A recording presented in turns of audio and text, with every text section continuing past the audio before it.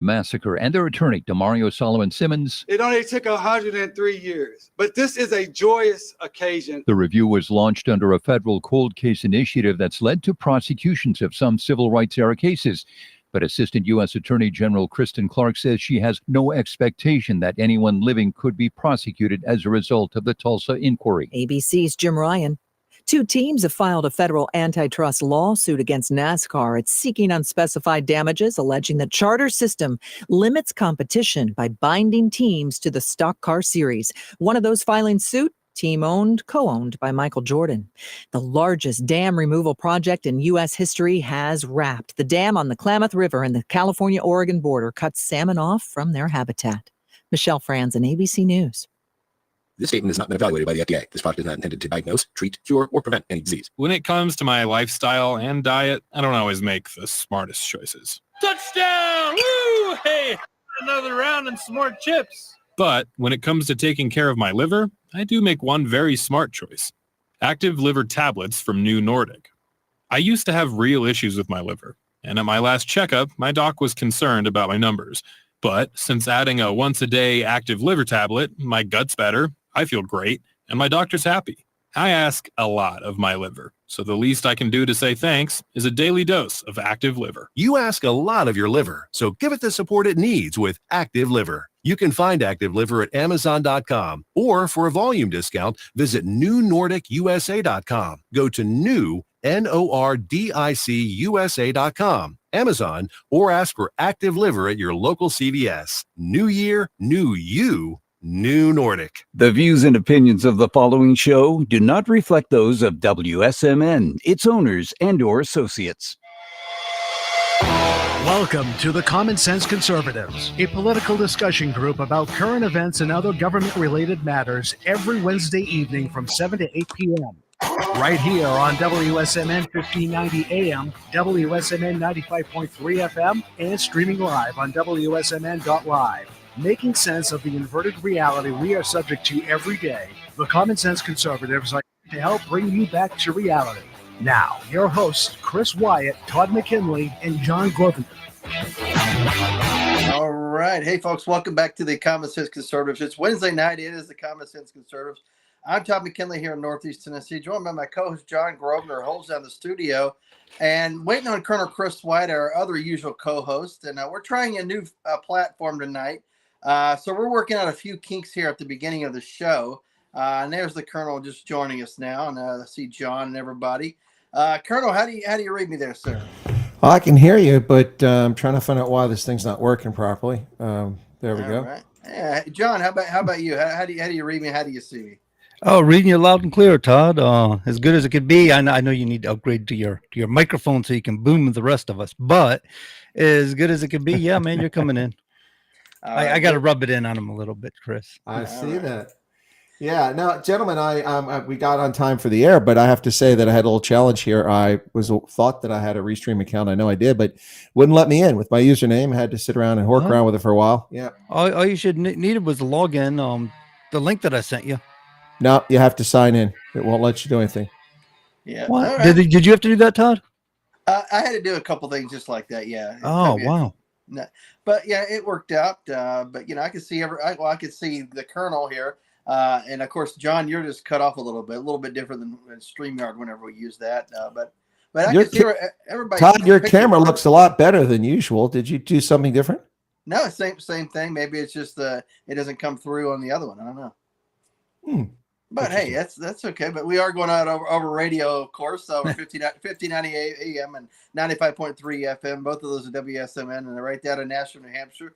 Of course, I'm Tom McKinley, as I said, at the top of the hour there. Working out a few kinks here with our co-host, Colonel Chris Wyatt, and, of course, John Grosvenor holding down the studio. Trying down a new software to bring us together here and talk about, talk to you guys every Wednesday night, solving the problems of the world, one word at a time, I think. But last night's debate, I'm sure everybody watched it. It's on everybody's mind. Everybody's talking about it.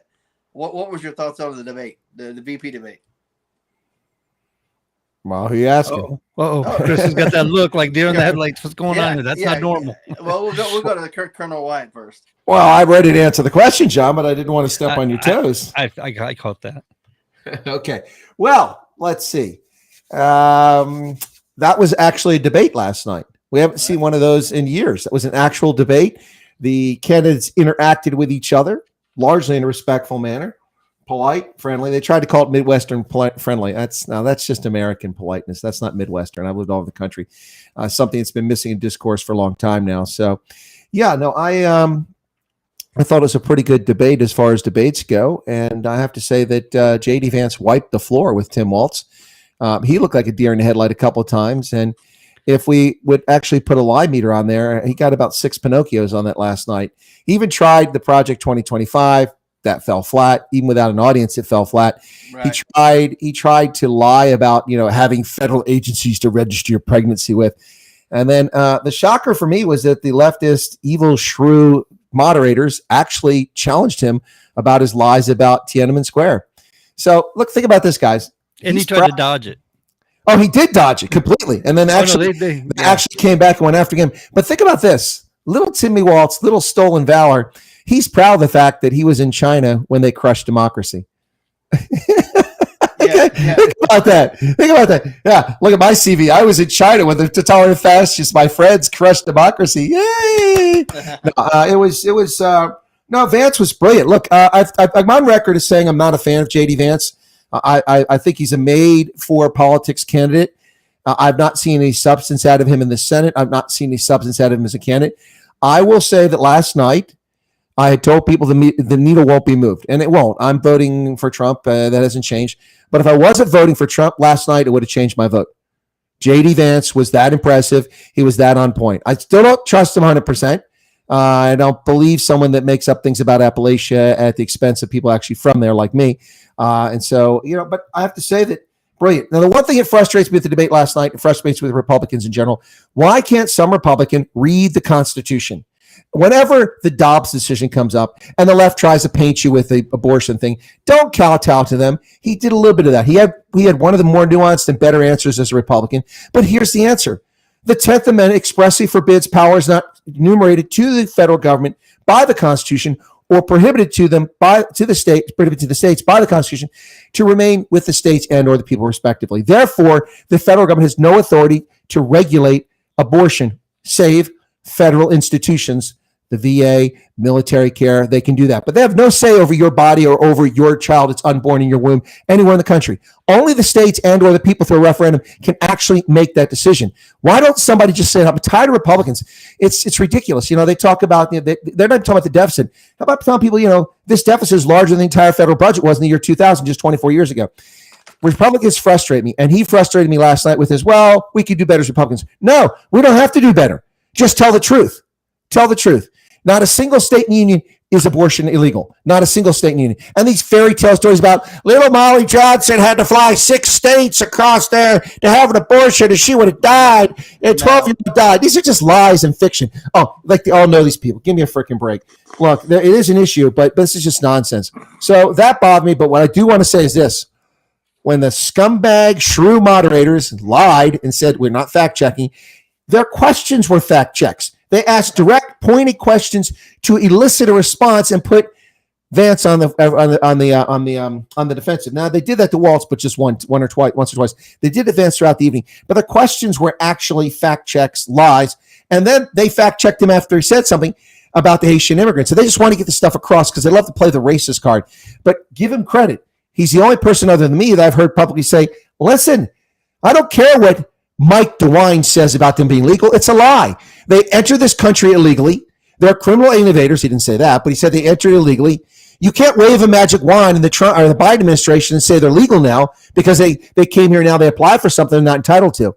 Your first act entering this company, it makes you a felon, then you're a felon. There you go. Anyway, so I thought the debate was a slam dunk for Vance, and I went in not liking J.D. Vance. I went in detesting Timmy Walz, and I will say about Timmy Walz, I was impressed. I thought he might implode. He did better than I expected. But of course, when you're telling lies the whole time, I suppose you don't feel too much remorse. Yeah, right. And of course, it's hard to actually for him to step into a role, having not been a part of this administration for the 3.5 years, and now somehow has to defend the administration in order to ensure Kamala can get the top job, and also so he can get the number 2 spot. It's like kind of a hard rock in a hard place, whether you're Republican or Democrat, to step into the role and you have to defend something that you've not been a part of, you know? Well, to be fair, neither one of them, Vance wasn't part of the previous administration, and Waltz is not part of this one. True, and fair. I think another thing that happened very well last night is J.D. Vance painted Tim Waltz, but more importantly, he painted Kamala Harris as being complicit and guilty in the Biden regime, and that stuck. That stuck like plaster all over him. Yeah. And that's the upshot. Now, it's funny because I looked at news reports from around the world, like I normally do for my news broadcast earlier today, and I'm looking at the Guardian in the UK, I'm looking at the BBC, I'm looking at German and French newspapers, and I'm looking at American newspapers. And shockingly, some of the leftist U.S. media outlets were honest about the debate. For instance, the Washington Post actually shared with us the 14 people that they brought in who were supposedly middle of the road, undecided, and 8 of them, it was 22. 14 of them went for Vance, and 8 went for Waltz.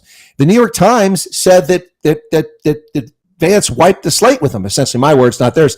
The New York Times admitted that Vance won it. Now, the Guardian admitted that Vance was done a great job, but they say, well, it doesn't matter. Donald Trump's still a threat to the world, So they can't themselves.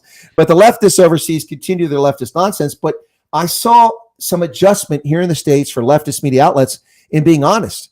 Now, look, we've talked about this before. Trump's debate was a disaster. But Kamala Harris was just, it's Pinocchio season. Everything she said was a complete lie, and it wasn't a debate. It was just a trap set up by the media. So that was a joke. And to be fair, it could have been entertaining if Trump had been on his game, but he wasn't on his game. He was too defensive. But Vance, man, this guy was polished, absolutely polished. This was the best performance I've seen in a debate. Oh gosh, I mean, I can't remember a debate's been this good by someone involved in it. He did a fantastic job. And it's just amazing. I thought Vance was really impressive. Oh, absolutely. And now, what about some of the gaffes last night that some of the people are trying to seize upon? Where Tim Waltz says, accidentally says he's become friends with school shooters, and he meant to say school shooting victims. I thought I meant to say that I've become friends with the victims of school shooters. Yeah, look, I'm not going to go on with that. That's unfair to little Timmy Waltz. That's unfair. Stolen Valor's got enough headaches without people carping over that. That was just a slip of the tongue, and I wouldn't hold that against him. If Vance said it, they'd hold it against him. Oh, absolutely. But no, I don't hold against Waltz. And what I do hold against him is that when he was asked to answer the question about his lies, and this talks about his character, the guy will lie to let people get false impressions about how great and great. I mean, the people in my district know who I am. They voted for me 12 years. They know what they're getting. No, listen, jerk. They asked you why you lied about Tiananmen Square. Just be honest. You say, look, I was young. I got biography, man. It was great. Exactly. A rendition of his whole life. And I don't really care about how stupid the people of Minnesota are voting for this moron to be a member of Congress. That doesn't impress me. Tell the truth. If you'd have done a mea culpa, said, listen, I'm wont to hyperbole, and early in my career, I overstated, misspoke. I regret it. It was my mistake. The truth of the matter is that I did go there, but it was after the events. It was just after it, and I got caught up in the emotion of it. So my apologies if it misinformed people, but that wasn't the case. It wasn't there. If he'd have done that, he'd have gained a lot of respect from me. Right. Yep. He tried to imply that he actually said it while giving his biography, which exactly. he didn't. No, he's just a weasel boy. So, Stolen Valor Timmy. I want to call him Tampon Timmy, but to me, he's Stolen Valor Timmy. He's not a command sergeant major. He didn't retire as a command sergeant major. He never deployed in combat. He misled people, tricking them and believing he went there. He lied about having seen people come back in dignified returns of remains at Dover. He's just a piece of crap liar. He lied about his DUI, claiming he was deaf because of his military service when he was still serving in the National Guard. We don't let deaf soldiers in the National Guard. You have to get discharged. I'm sorry if that seems mean, but we sort of need you to be able to hear when a tank comes at you or artillery rounds start landing or when we call on the radio. You can't do this American Sign Language on the radio. It doesn't work. So we have to have soldiers that are fit. And he's a liar. He lied in Nebraska when he was going 94, 97 miles an hour in a 55 zone to a state trooper and blamed his intoxication on his balance issues because he was deaf. That's a lie.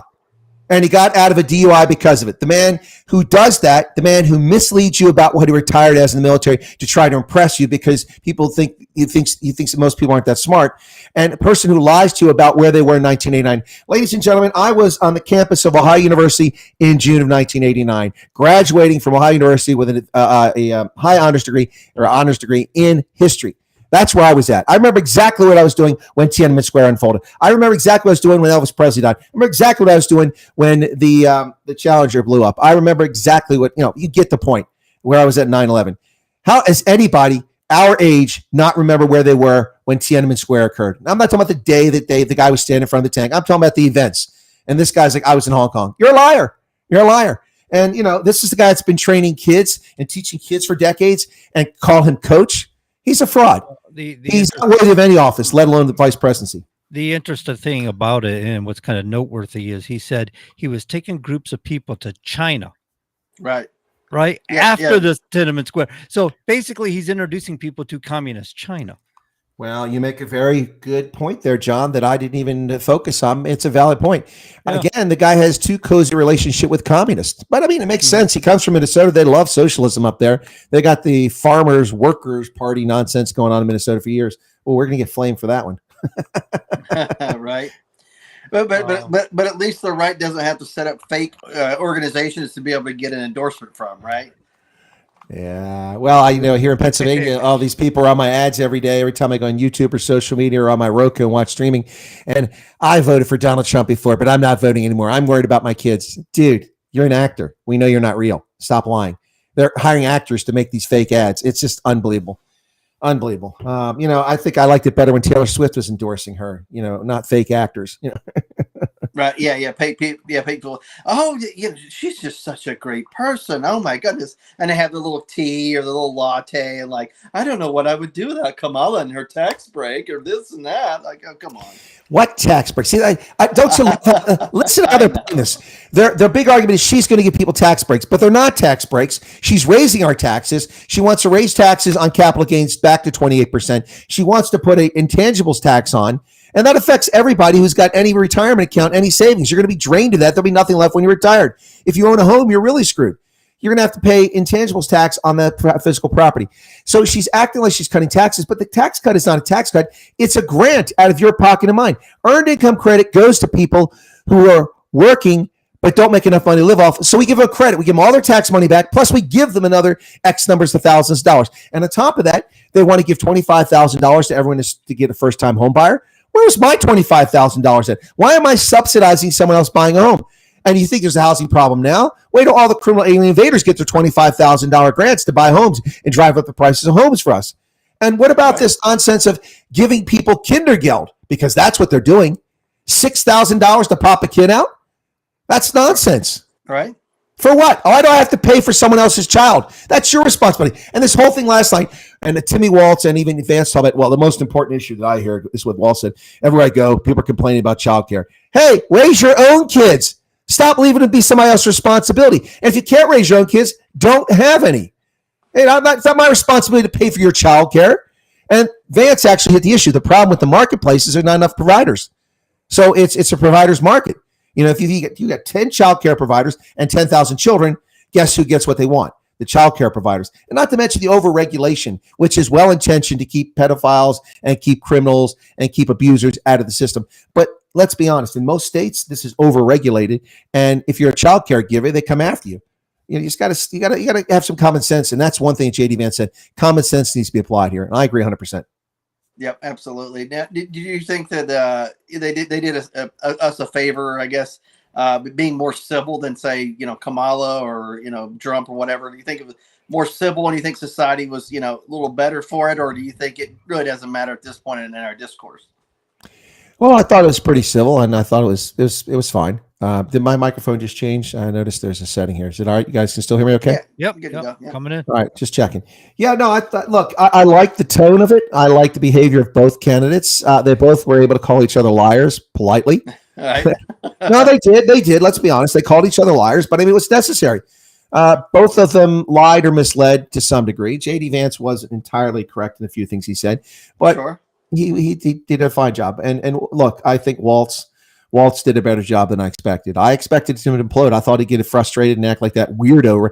It's sort of funny that Tim Waltz calls Donald Trump and J.D. Vance weird. Who looked weird on that stage last night? Who was composed? Who was professional? By the way, the beard works. J.D. Vance is a goober-looking guy without a beard. But with a beard, He's a good-looking fellow. But who looked better on that stage? What I really enjoyed last night is we didn't have to hear any nonsense about their families. Well, I'm married to an Indian. My kids are multiracial. I don't care if you're married to an Alpha Centaurian. That's none of my business. Well, maybe that because they're illegal aliens from another galaxy. But I don't care about who you're married to or who your kids are. And the same with Tim Walz. I've seen his wife. She's a lunatic. Keep her away from the White House. And from me, my goodness, she's scary, man. She's scarier than Timmy Walz. No wonder he's off his rocker. Yep. So this business about Tim Walz calling tariffs a national tax. Vance accused him of that last night, and I'm thinking to myself, tariffs have been around since the 1700s. In fact, this country's thrived off tariffs in the past. Yeah, I know. But look, the Democrats have a point here, okay? And this is going to offend some Republicans, but just get over it. I understand economics, and a lot of you don't. So, okay. So they have a point. Let me explain the point. All right. If you impose tariffs, you drive up the cost of goods for consumers. Because if you're buying a Porsche Phaeton, or is that a Volkswagen? Who has the Phaeton? Is it Volkswagen? Yeah. Anyway, I'm not rich enough to know who owns those cars. Anyway, let's go with the BMW 735. That I know. If you buy a BMW 735 assembled in Germany, it's imported, and you pay 2% tariff on it, which I think the tariff is for goods coming in from Germany. All right, so that pushes the cost up by 2%. The 2% goes to the taxpayer or to the government fiscus. So they have it. If, however, you charge a 30% tariff on that, and it's a $100,000 car, now it's $130,000.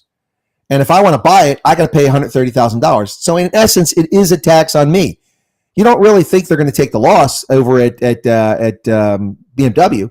They're going to jack up the price. Well, so it's going to cost more. Most people that can afford a $100,000 car could probably bump it up that extra $30,000.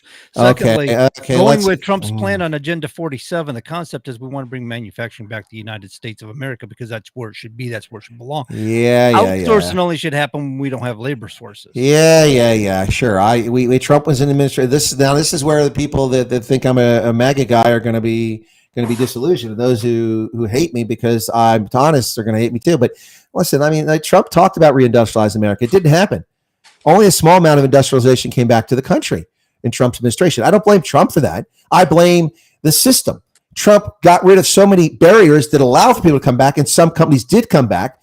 But that's a long-term process. It took 4 decades to offshore our production. It's going to take 10 or 50 years. So in the meantime, okay, I'll make it simpler. Okay, fine. I can't afford a BMW. But I'll tell you what, you can afford bananas, all right? You can afford coffee. Coffee doesn't come from America. You get bananas from Hawaii, I suppose, but you get coffee comes from overseas, Africa or Cuba, Colombia or Sumatra, somewhere like that. So the coffee costs money. And if you put a 50% tariff on a pound of coffee, then the consumer is going to pay for that. You think Starbucks is going to cut me a break because their cost went up by 50%? No. Free university. They give a free university to people with nose rings whining about their wages, acting like it's a career. It's not a career. It's a job after college class. Grow up. No, tariffs are flexible. Okay, so we've had tariffs that we charge 20% to this Western civilized country and only 5% to China. We do that all the time. Which Western country we're charging those tariffs to? Germany's tariffs are 2%. I know this because I've researched this stuff because of the Africa Growth and Opportunity Act, which we like to pretend is a great benefit for African countries, and it is a benefit, but it's not the huge benefit that people think it is. So I don't know. Maybe there's a country we're doing that too. We are charging excessive tariffs on steel imports from Korea. That's a fact, 30% or something like that. Last time I saw. Yeah. But the point here is that if a tariff is put in place, a punitive tariff to discourage imports, people still have to buy things. But we don't produce coffee here. If you put on coffee, you're screwing people. Yes, you can do it on luxury goods, and then people maybe instead of buying a BMW, they'll buy a Cadillac. Do they still make those? They'll buy a Cadillac. Yeah, they do. Well, they don't make Buicks anymore, do they? Anyway, what is that thing, man? Has somebody got rats in their house? Anyway, but so it is not a tax, but it is an indirect tax on people. I mean, that's the bottom line. Consumers are paying for it. So look, the Democrats have a point, and the Republicans should be honest about it. Yes, tariffs, if you consume those goods coming in, it will cost you more, and effectively you're paying for that because we know that producers aren't going to pay for it. But if we put the tariffs on goods that most people don't buy that are luxury goods, that'll put a hurt on them. And that's what Trump should be saying. Anyway, but so they have a point there, and some folks aren't going to like what I have to say, but that's just the truth. That's just the truth. So anyway, I'm not a big fan of tariffs. I understand, tariffs are okay if they're at a very low percentage to generate a little bit of revenue for a country, but then I oppose income taxes. And so if I oppose income taxes, there has to be a way to get revenue, and tariffs are one way to do it. Unfortunately, the system is skewed. They're fleecing us over half our income, even middle-class folks, and they're just wasting it every year. I want to walk it back because earlier you said something about Trump had removed barriers for the growth of industry in the United States of America. So now this is admitting, well, you're on the right anyway, but this is stating that Trump did things during his administration that Biden kept into place. And now Biden's claiming credit for all this growth in industry in the United States. Well, okay. So here's the thing. And I've said this many, many times. And when I worked as an intelligence analyst, as a political commentator, and as a radio host and a broadcaster, the reality is that presidents normally can do very little to improve an economy overnight. Their power is quite limited. Yes, they're the most powerful politician on the planet, but there's only so much they can do. First off, there's only so many executive actions you can legally take. Many of those things that executives are taking are illegal, unconstitutional, and they get away with it because Congress doesn't say anything, and then I'll challenge them. But much of what they do is illegal, like blocking the Keystone XL pipeline. There's no authority to do that. You cannot regulate interstate commerce as the president. Only Congress can do that. And there's nothing preventing the Keystone XL pipeline from going through right now except an executive order, which is illegal. So, but what a president can do, it's like gasoline prices. So like Trump took credit for low gasoline prices and Biden ignored the high gasoline prices. As a president, there's very little you can do to lower gasoline prices in the short term except flood the market with a strategic reserve, which is what we've done. We've drained it. There's almost nothing left. That's what Biden did. And as far as the economy, the actions you take as president take time. If you convince the Federal Reserve to lower the interest rate by 2 percentage points, which would be historic and never happened before, it isn't going to happen overnight. The economy grows. It's going to take a number of months for those things to kick in. And when it comes to building factories and bringing production back to the country, factories, unless they're mothballed, don't just get turned back on. I mean, look, they're going to turn on reactor number 2 at 3 Mile Island. Well, they shut it down 5 years ago. It's there. And the only reason they could do that is they're going to pour $1.9 billion into renovating and updating it to 21st century standards. And that's still going to take 2 years for an existing nuclear power plant that was just shut down. So imagine putting a chip factory in New Mexico or building an assembly line in Kansas. It doesn't happen overnight. So presidents can bring it back. Trump set the conditions, and Biden is reaping the benefits. And it was the same thing.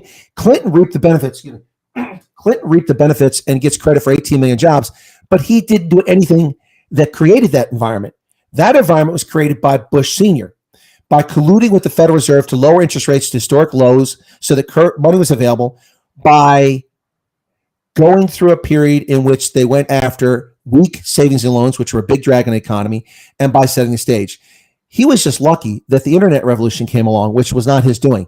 And that technology sparked massive growth, huge new marketplace, ideas, software, distribution, services, all that came into play, and increased productivity, which is a result of the layoffs that took place in white-collar workers in the late 1980s during George Herbert Walker's administration. He didn't have anything to do with it, but what happened in the late 1980s is Kodak, IBM, all these big corporations were fat and heavy on white-collar workers. And those white-collar workers, for the first time in their life, were out of work. 40-year-olds, 45-year-olds, 50-year-olds, 55-year-olds, mostly white men who'd never been unemployed. They worked at General Motors their entire life as they worked their way up being executive. They worked at Hewlett-Packard. It wasn't Hewlett-Packard, but they worked at whatever company, Kodak, and then Alcoa.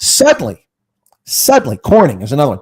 Suddenly, tens, hundreds of thousands of these men and women, mostly men, were laid off in the late 1980s from about 88, 89 until the early part of the 1990s. The reason that Bush lost the election is because those disgruntled middle-class voters who had guaranteed jobs for life in their view, and suddenly they were left out of the American dream.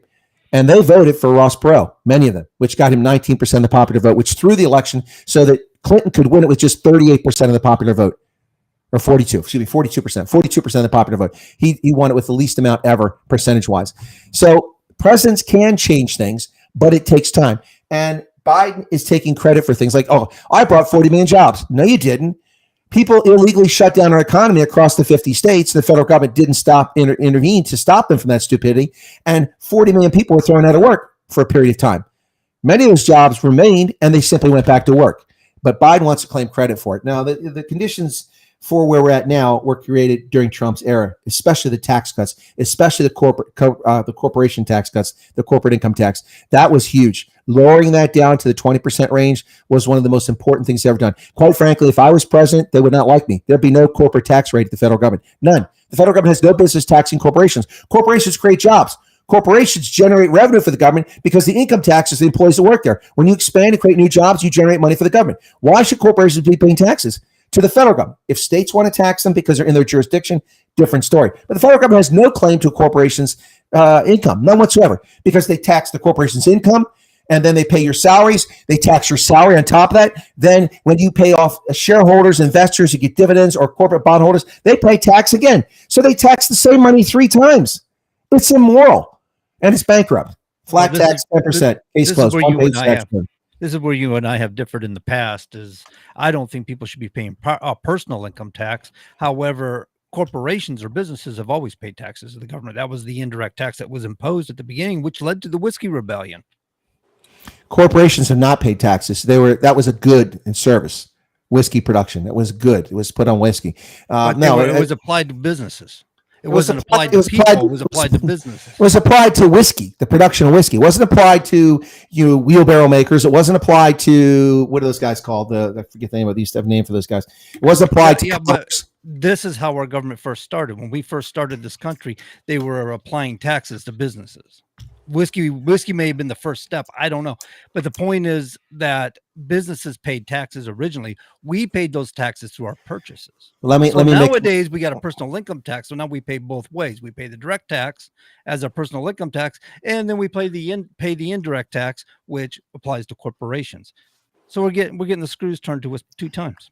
Well, it's a matter of semantics, but let me be clear about something. Some beer manufacturers also produce other things.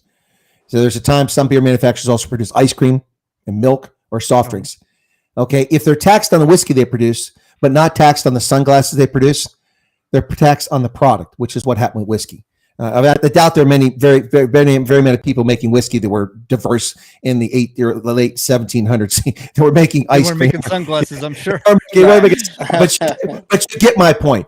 I understand your point. Corporations should not be taxed. That's ludicrous. And it's not that much money that comes to the federal government. It's just a few $100 billion in a $7.4 trillion budget. So stop it. And that's where the economy will grow. The logic you're working on is a big manufacturer comes to town, sets up a big brick building, starts manufacturing products. And because they manufacture these products, they draw on workers, they draw employees, they draw other outsourced things. So now you get these small little restaurants pop up, gas stations pop up, all these things pop up, all because this one business moved to town. And so they create more businesses, they create more industry and more economy for you locally in your town, plus for the country. That's what you're driving at, I assume, is that because these corporations develop, then they bring more business. They bring more developments in business. The problem with all of this is the default position of politicians and government officials. They think the corporations are evil and that they take advantage of people. And yeah, there was a time when Upton Sinclair had to write The Jungle because 8-year-old kids were with meat cleavers in meatpacking plants in Chicago. Yeah, that's not the 21st century. Don't look at corporations as evil. Look at Starlink. Look what they've created out of nothing. Look at Tesla. Who financed that? Who got behind that? Look at all the different things going on here. What you have to look at this is that corporations are not inherently evil because corporations are not in existence.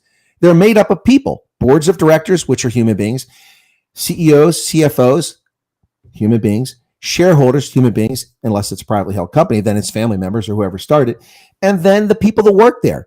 But this is constant cleavage. Like, look at this scumbag right now. What's that clown's name? 7,000 square foot house in New Jersey. And he's out there, longshoreman, man, you're taking advantage of us. You're cheating us. You're cheating us. You're cheating us. Oh, stop. Daggett or whatever his name is, Harold Daggett. Yeah, that's the guy. The union boss there. Yeah, making nearly $1 million from the union and talking about he's been put upon. Come on. He's got a Bentley in his driveway in his 7,000 foot square house, which is bigger than all the houses I lived in my 55 years combined.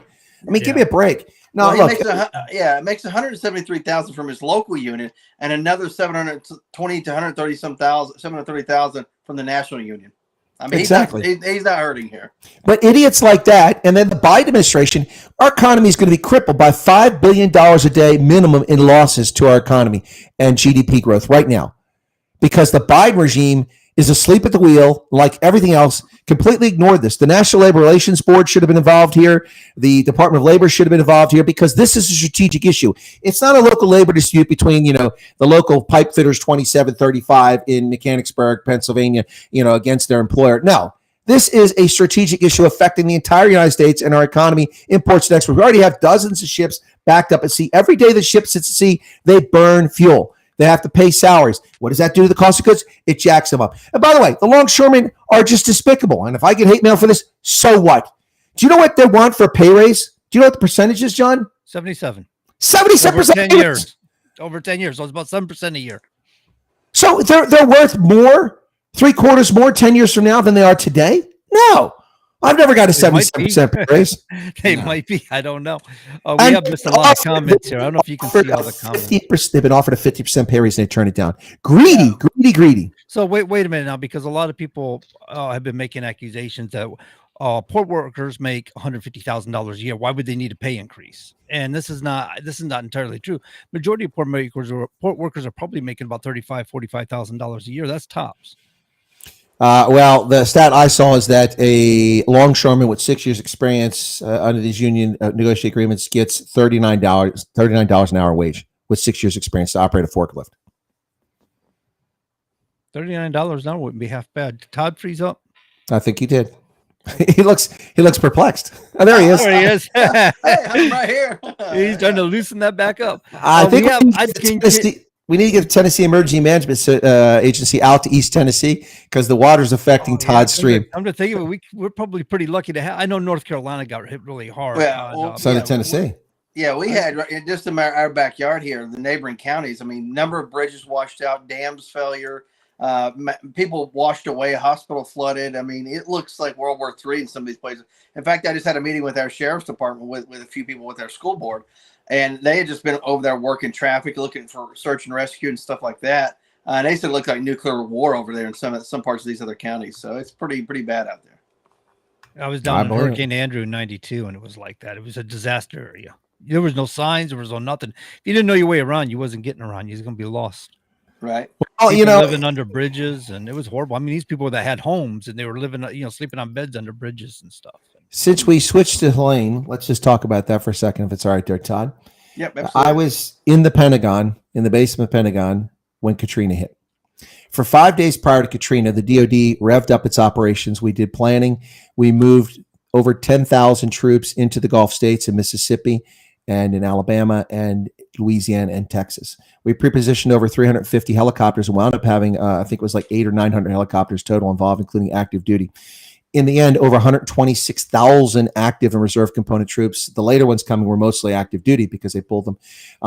We were down there as operations. We rescued 18,900 individuals after Katrina went through. Yet George Bush is a racist because he was there the day it happened, but didn't land. Joe Biden, 5 days after the storms hit, is going to North Carolina.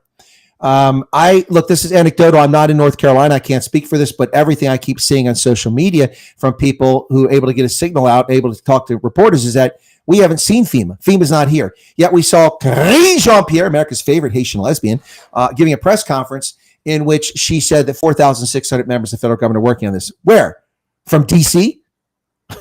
But where's Joe Biden being a racist? Well, it's because mostly poor white people in Western Carolinas. That's why. They don't care about that.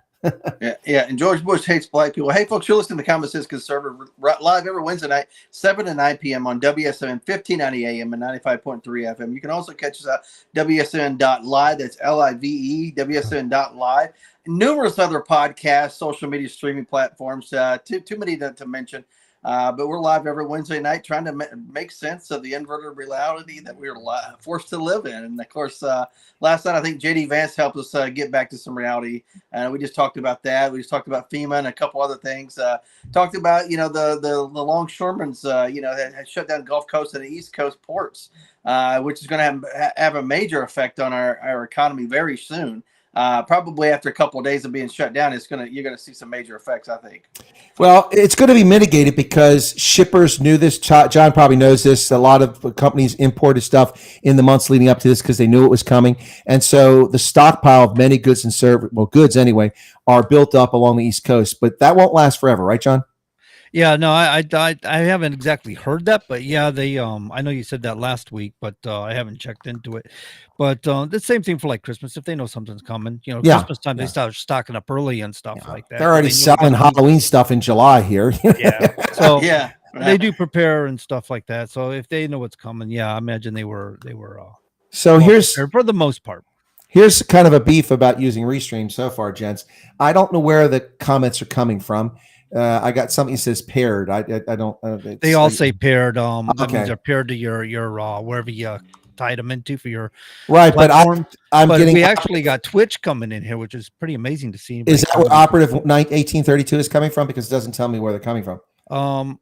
I don't know. I don't. See, I don't know that. Here, with the other one, I could tell where people are coming from. But I just want to at least you can see them. I didn't know if you were seeing them all or not. Yeah, no. Shawnee is yours off from your. Yeah, platform. he's South African who's watching the program. Indicate. Okay, well, I just want to recognize the people who take the time to comment in the social media, and I want to address one of the points here. The question was: presidents can't fix the economy. Have you ever heard of Franklin Delano Roosevelt? Actually, I have heard of Franklin Delano Roosevelt, America's worst socialist.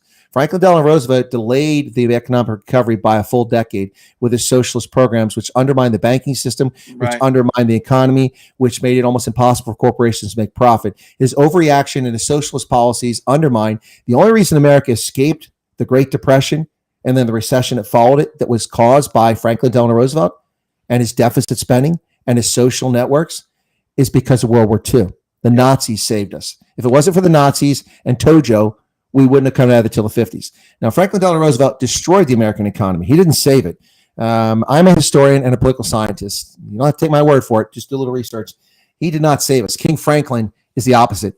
We were fed that bottle, leftist socialist, as students in high school about what a great president Franklin Delano Roosevelt is. What a bigot and a racist the man was, an absolute virulent racist. And that's probably going to shock the listener. Go, wait a minute, no. He was all about civil rights. No, he wasn't.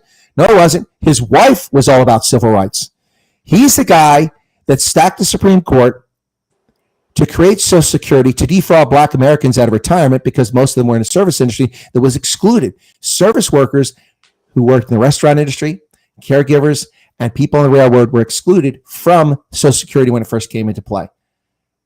Why? Right. Because mostly Black people were in those jobs. The porters were mostly Black. And most of the caregivers and most of the restaurant workers at the time were Black. And he also imprisoned 120,000 Americans in concentration camps, destroying their lives because he was a virulent racist. And that's the facts about Franklin Roosevelt, which people just don't want to admit.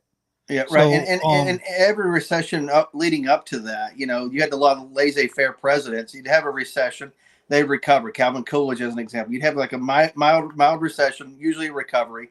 Hoover's recession was a little bit longer, but it was recovering. And all of a sudden, he was basically set up to take that fall because he was only doing what every other president up to that point had done. All of a sudden, it was a prime opportunity for him to be blamed for a depression whenever it was actually recovering. Whenever King Franklin came in, his first 8 years, he prolonged it. It was going into that third term with, like you said, World War II.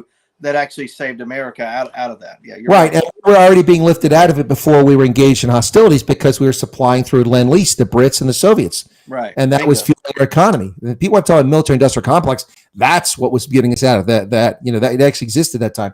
There's a question here from Alfred about hurricane situation. Let's be clear about something here. Hurricane Helene wasn't a hurricane when it hit landfall. It was a tropical storm. Arguably, it's probably the most vicious and dangerous and costly tropical storm in the history of the recorded history of the Southeast. No doubt about it. But it stopped being a hurricane before it ever hit shore. Yet the climate zealots still want us to believe it was a hurricane. But it really is the matter. It's a matter of semantics. It's horrible.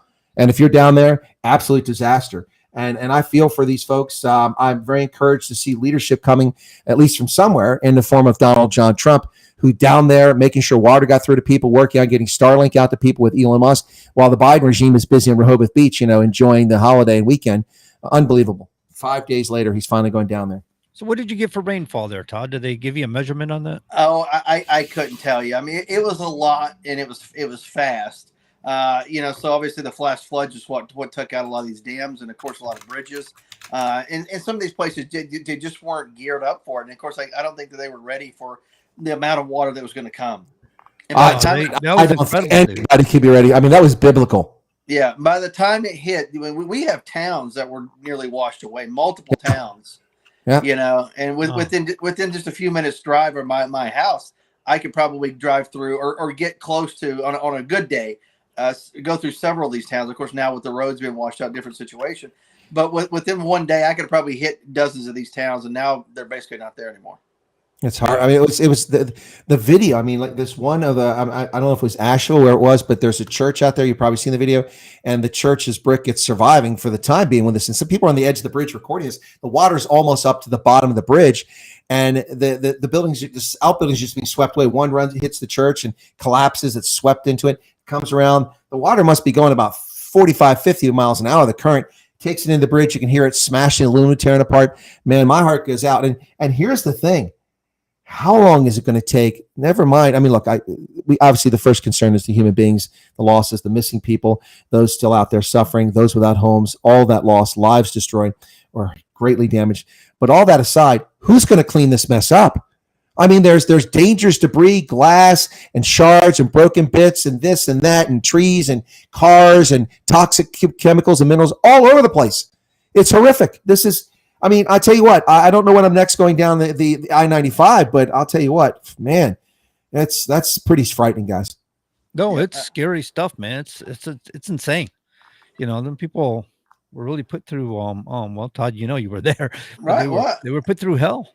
Absolutely. And you have some people think, well, it's never going to happen. I can ignore that evacuation order. You know, you don't if water is on its way to you, if you're not living on high ground, you need to get out. Because water is the most powerful force on planet Earth, and water and a little bit of gravity. Next thing you know, your house is gone. That's it for you. Yeah. I mean, we have part of Interstate 40 in North Carolina was washed out. Right. It's going to be a lot of work to put that back together.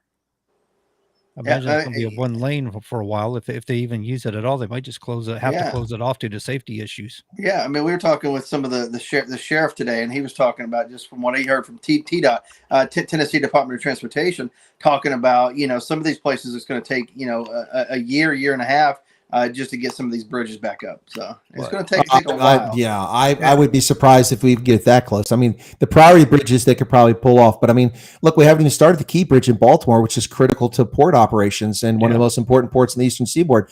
And we're still arguing about that. It's funny because the Department of Transportation is suing the shipping company for $100 million when we've been told it's going to cost $1.9 billion to replace it. Hello. No wonder we're in a deficit. You guys aren't very bright. Sue them for $2.5 billion in damages, to compensate the people that lost income. Now, so I want to, if I can, I just want to, real quick, guys, I want to admonish people who get a little carried away. Now, there are people who misstate things in the moment, like maybe Timmy Waltz, I don't know, but people who misstate things in the moment. But if you're honest and you backtrack and when people call you on it and you don't try to obfuscate, then you get credit for that. You get some respect. But there's also people, particularly on social media, on both sides of the spectrum, who will embellish and try to sensationalize to cause problems. And this comes to Tennessee, Todd. That's why I want to talk about it. So there's a post by a social media influencer who's a conservative, who's not doing conservatives any good on social media. And what he did is he posted the other day, showed pictures of and actually that's where I found that video of that river out of control. It came from his account. And he said, look at this. There's the Tennessee National Guard has been sent to the Middle East for Biden's war. There's no one there to help people in Tennessee. Well, first off, my first question is, okay, I know the size of the Ohio and Pennsylvania National Guards. Let me look up the size of the Tennessee National Guard. It's 10,700 members. So now let me see if there's any Tennessee National Guard deployed by the NGB and the National Guard Bureau. 700 Tennessee National Guardsmen have been deployed to Fort Hood for pre-deployment training to go to Kuwait, which is part of a regular rotation of active and reserve component units into Kuwait for training. That has nothing to do with Joe Biden's war in the Middle East, nothing to do with Israel or Iran. Right. This happened. This person yesterday tried to sensationalize things by making it look like Biden was undermining. First off, for those of us in uniform, we know better how it works. We know how the Guard and reserve and components work. Right. And so that's not helpful. That doesn't help people at all. Yeah, and you talk about not there to rescue. While the waters are raging, National Guard and first responders, if they can avoid it, are not jumping into the middle of the stream to run out and save you. Right. I'm sorry. They're there to help you after the fact. Hold on. Or ahead of time, putting sandbags out and putting barriers up. Yeah. If at all possible. But their job isn't to, I'm being blown away. I didn't heed any warning. Yeah, all of a sudden, I mean, that's on you. That's on you. You're not exactly flying a helicopter in 130-mile-an-hour winds to try to rescue people. No, and Nobody's flying 130-mile-an-hour winds. people have this misconception that FEMA and the military is going to show up. They're going to have all the food and water and everything, all the fuel, everything you were ever going to need. They're taking care of every want and desire you ever could have. It's nonsense. Yeah. They're a Band-Aid to get you from the really worst day you probably have ever had to a little bit better day. And then that's where your insurance and legislation that comes into play at that point. But they get you basically off of your back and their management. It's in the name. They manage the disaster. So they're going to manage and coordinate for the water they bring in for drinking, and they're going to manage the resources and recovery. It's interesting how when they responded to Andrew and Hugo, those were both during the Clinton administration, correct? I think they were. Yeah. FEMA wasn't expected to have all these things. They showed up and coordinated for these things because that's their job. But when Katrina hit, suddenly George Bush is a racist because black people are involved. Well, the bottom line here is that FEMA doesn't own helicopters. FEMA doesn't have trucks. FEMA doesn't have pallet loads of MREs. FEMA doesn't have warehouses full of water and communications equipment. They have a small amount of that for their team, for their leaders to show up. And they were made to look foolish, and maybe they deserve some of it in Katrina. I think they did deserve some of it. But by association, the stink was put on the DOD. And I'm going to tell you what, ladies and gentlemen, the Department of Defense did heroic efforts before, during, and after Katrina. We rescued tens of thousands of people, saved many lives, and took care of what was going on down there. In spite of the obfuscation and the refusal of the governor of Louisiana and Nagin of New Orleans to work with federal officials, because if you look at Mississippi, was hit just as hard on the coast, entire communities wiped out. But those people weren't present because they were evacuated. They listened to the evacuation orders, and Haley Barbour was the governor, a Republican. Haley Barbour now. Hold on. Right, Haley Barbour. You better get out there. That wind's going to be bad, boy. That's right. That sounds like him. But look at the response and look at the effects and look at the recovery in Mississippi, one of the poorest state in the country, except for maybe Arkansas, as opposed to Louisiana, a place that should be incredibly wealthy given all its resources, natural resources, petroleum, oil, natural gas, not to mention its sugar cane, and of course its attractions to New Orleans and its shipping on the Mississippi. It should be one of the wealthiest states in the country. And there are a lot of rich people there. But look at the response and look at the recovery. Completely different stories. And it's all George Bush's fault. Look, I mean, I don't buy the compassionate conservative, and I'm not a big fan of George Bush, although I voted for him repeatedly. But the bottom line is that that's just wrong. People are just lazy. And you know why they get away with this? Because people have an R next to their name. Shame on them. Right. And think about it. You have Nolens, who's built below sea level. You had basically sea walls and levees that had not been updated and upgraded, that the Army Corps of Engineers suggested years and years prior. All the money was misappropriated for decades by people in the state legislature, governors, and so on. And even local municipalities misappropriated that money. Wasn't spent where it should be.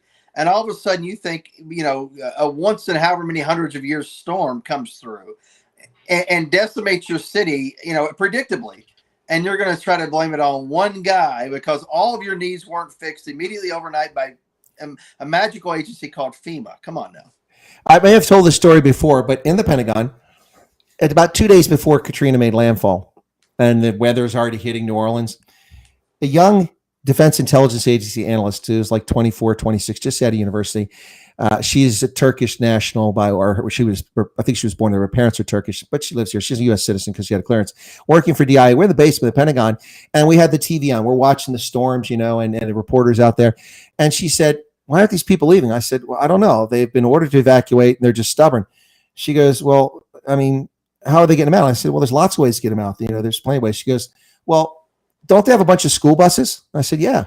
"Well, why don't they use the school buses?" I said, "You're right. Why don't they use the school buses? Why don't they take all the school districts and take the teachers or the janitors and take them out in the parking lot by the football field and give them 1 hour, commercial driver's license course on how to operate a bus safely, and then load the buses up, driving through neighborhoods and get people out of there and drive to Shreveport." How simple is that? No, we had 20,000 buses destroyed, which cost $100 million to replace because the people in New Orleans are morons. Nagin is a criminal. He went to jail for his crimes. It's just, look, New Orleans got what it deserved. I'm sorry. I don't know if you live in New Orleans, but you elected those politicians and you have to live with the consequences. Hey, look, somehow apparently we elected Joe Biden. Look how the world's falling apart. I guess it's our fault. Yeah, 81 million votes. I mean, the most popular person in the history to ever run for president, to get unceremoniously ousted in less than 4 years later. Yeah, something draws a little question mark whenever it comes to 80-some million votes there. But I'll get canceled if I raise that question for real. Well, somebody on one of our platforms was sharing with it's President Donald John Trump who showed up here in the chat, and I think that you're going to get blamed for all of it, buddy. It's all your fault.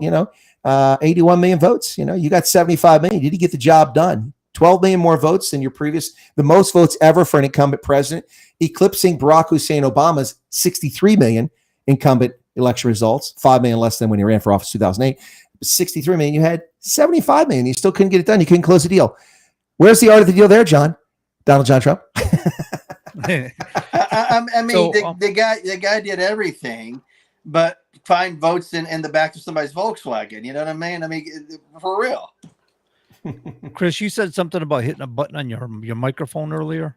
Yeah. So during break, you might want to just check it because it does sound like it's just a slight distortion. And I got a message from Billy in regard to that. So, during break, it's not terribly bad, but he's doing it now. He's like, I'm not having this. I'm going to fix this now. Yeah, he's MacGyver over here. He's got the Swiss Army knife. He's got a pair of Nike running shoes. He's getting ready to solve the problems of the world. You muted yourself, Chris. Somehow you disconnected it.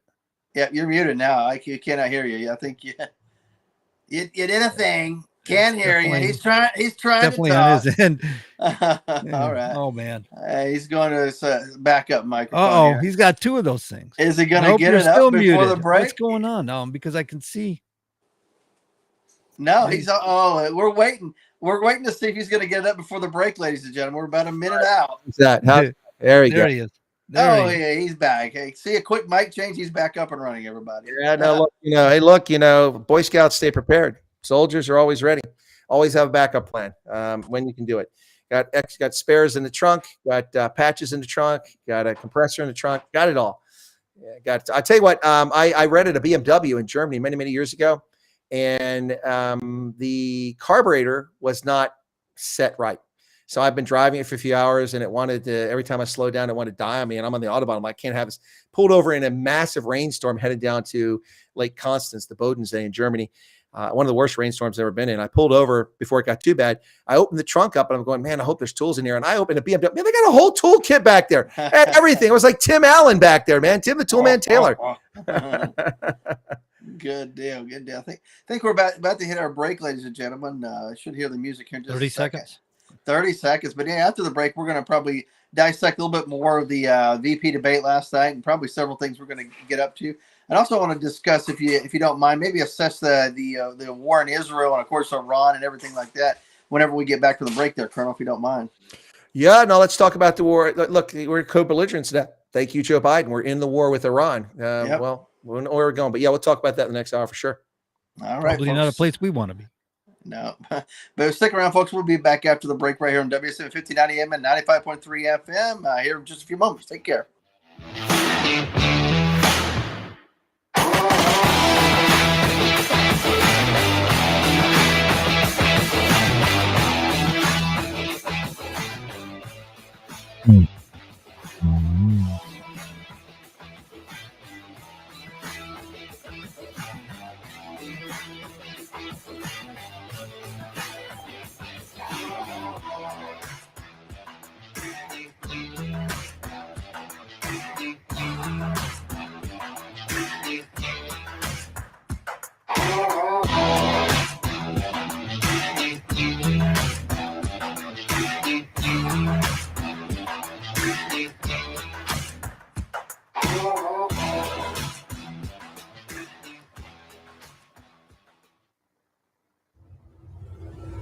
WSMN 1590, WSMN 95.3 FM Nashua. Listen, watch, and stream at wsmn.live.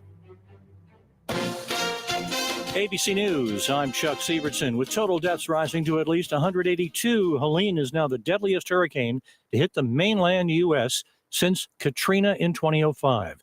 Getting a look at the destruction in the Carolinas from the air. President Biden making this promise in Raleigh. I approve the request of Governor Cooper for the federal government to cover 100% 100% of all the costs for debris removal, emergency protective measures for 6 months. Israel says its ground offensive today in southern Lebanon against Hezbollah militant targets left 8 Israeli soldiers dead. Federal prosecutors requesting an indefinite delay in scheduling the trial for the man charged in an apparent assassination attempt on former President Trump in Florida, citing a huge amount of evidence.